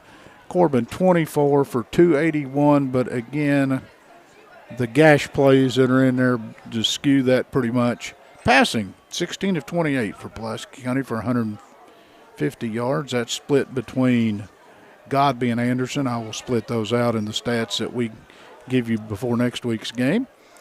Corbin, 15 of 21 for $184 through the air. Elam, a very efficient. Corbin, 45 offensive snaps, 465 total yards. Penalties, 8 for 70 yards against Corbin, 8 for 85 yards against Pulaski County. Took Corbin clean on the slate, no turnovers. Pulaski County, two fumbles, both of those lost. They lose the turnover battle 2-0. They lose the battle of the scoreboard 43-0. Just a couple highlights for Pulaski County, and this might help you. What was the penalties, Mike, you had for Pulaski? How many? I had Pulaski 8 for 85. 8 for 85. And that's unofficial, but it's close. Brock had 94 yards on 16 carries, all in the first half. He did have the 2 fumbles that we mentioned. Ottawa, 33 yards on 10 carries. Nobody, well, Anderson did have, by the way, Anderson had a fumble. They had 3 fumbles in the opening half. Yeah, Anderson's pass. You're exactly right where he dropped it. So Yep. that was. I thought we were missing one. Yep, that was mine. My bad. 3 fumbles and lost all 3 of them. Yep, that was, I don't know how I managed to do that, but I did. But Pulaski, the turnover battle just grew by 1. The late vote came in, and Pulaski 3 turnovers on the game. Here, again, Brock, the leading rusher, 16 carries for 94 yards. Through the air, Denmeyer had 8 catches for 77 yards. Brock had 7 catches for 45 yards. Godby 1 for 5, and that is your receiving. Wethington, by the way, did have a couple catches for 14 yards. Zach Anderson, we gave you his stats. Godby came in. He's 3 out of 6 through the air for 38 yards. It pretty well wraps it up. Stats that were pretty even at halftime, but Corbin came out. They took the first 2 possessions, put points on the board, got to a running clock, and this thing ended in a hurry. What do you think, partner? You thinking? Well, so I want to do something that may be a little unconventional. You? Who would have thought that? Since offensively, again, Brock had a pretty good night on the ground but had 2 fumbles. Anderson, pretty good night through the air, had the 1 fumble, no interceptions, but couldn't get it in the end zone. The one thing that I saw that Pulaski did really well, and they did it the entire game, both of the guards they did for the offensive line running that little trap play that they run opened up gaping holes. So I would like to give my offensive player of the game to Bryson Brown. Good deal. And I'd like to give my Whamco lineman of the game to Tyler Johnson. Can I do that? I don't think that's any kind of off the chart. Yes. I mean, both those young men deserve some recognition. Both of them played really well. Anderson was, if I'm not mistaken, Anderson did not get sacked either. He had the 1 fumble. He had the pressure. clean jersey, but that was on I think an RPO, to be honest with you, that looked like to me. But so Bryson Brown, our offensive player, Somerset Community College offensive player of the game, and Tyler Johnson, our Whamco lineman of the game. Defensively, I need some help. Oh, I don't know. You can take the linebacker core about any time on this football team. Rodriguez had his first career sack that I'm aware of. Ramirez. Did I say Rodriguez? I meant Ramirez. Brian Ramirez. I do apologize, Brian. Hornsby played well. Hornsby played well. His name comes to mind. Trey Hornsby, our United Cumberland Bank defensive player of the game. So, again, kind of hard when you have a game like this to pinpoint and pull out players that can get those recognition, but I think all 3 of those young men deserve it. As Mike said, it'll be another long weekend film study on Sunday. They take a look at this game. There was big plays, there was open receivers, penalties, turnovers. So anyway, there'll be something to talk about next week. How do you take a 42-0 score and say this game was not a 42-0 game between 2 teams? Right. Pulaski did everything they could in the opening half. Everything they tried blew up in their face, and they were down 28 at half, and that's just too big a hurdle to try to come back from. But it was not a lopsided football game through into the 3rd quarter, and how do you take that and say, okay, we throw away the bad, all those fumbles and the mistakes we made, and how do we grow from this? Because that's where they're at right now. They have to grow from this loss. So here's the question. Here's the thing. If you're somebody in the other part of the state that just sees this score and they say, oh, well, that's what we expected. Corbin went in, Pulaski, beat a Pulaski team 43-0. They took care of business. What I saw in what happened in this game, there are some weaknesses. There's some things that you can do for Corbin because they go up against a Bull County, they go up against whoever this and that don't have those kind of mistakes, those kind of turnovers. It'll be a different ball game because PC was right in this. And let's talk about the scheme on defense because we know the Smith brothers are going to play at the next level. They're high 4-star recruits. Never got a sack. Never got their names tonight. Not a handful of times. A handful of tackles between them, but nothing. In the time that I was calling out Smith, he was bringing down the ball carrier 5, 8, 10 yards down the field. So the scheme for that type of against that kind of, and Elam is going to do what he did tonight. Because if you don't play some sort of soft shell coverage against him, he showed you the arm, and they've got the quicks. They'll go over the top against you. So this is a diversified team, but I'm with you. I'm not ready to cede a state championship to Corbin. No. After seeing them for a full – but a good win for them, and they'll build on it. And,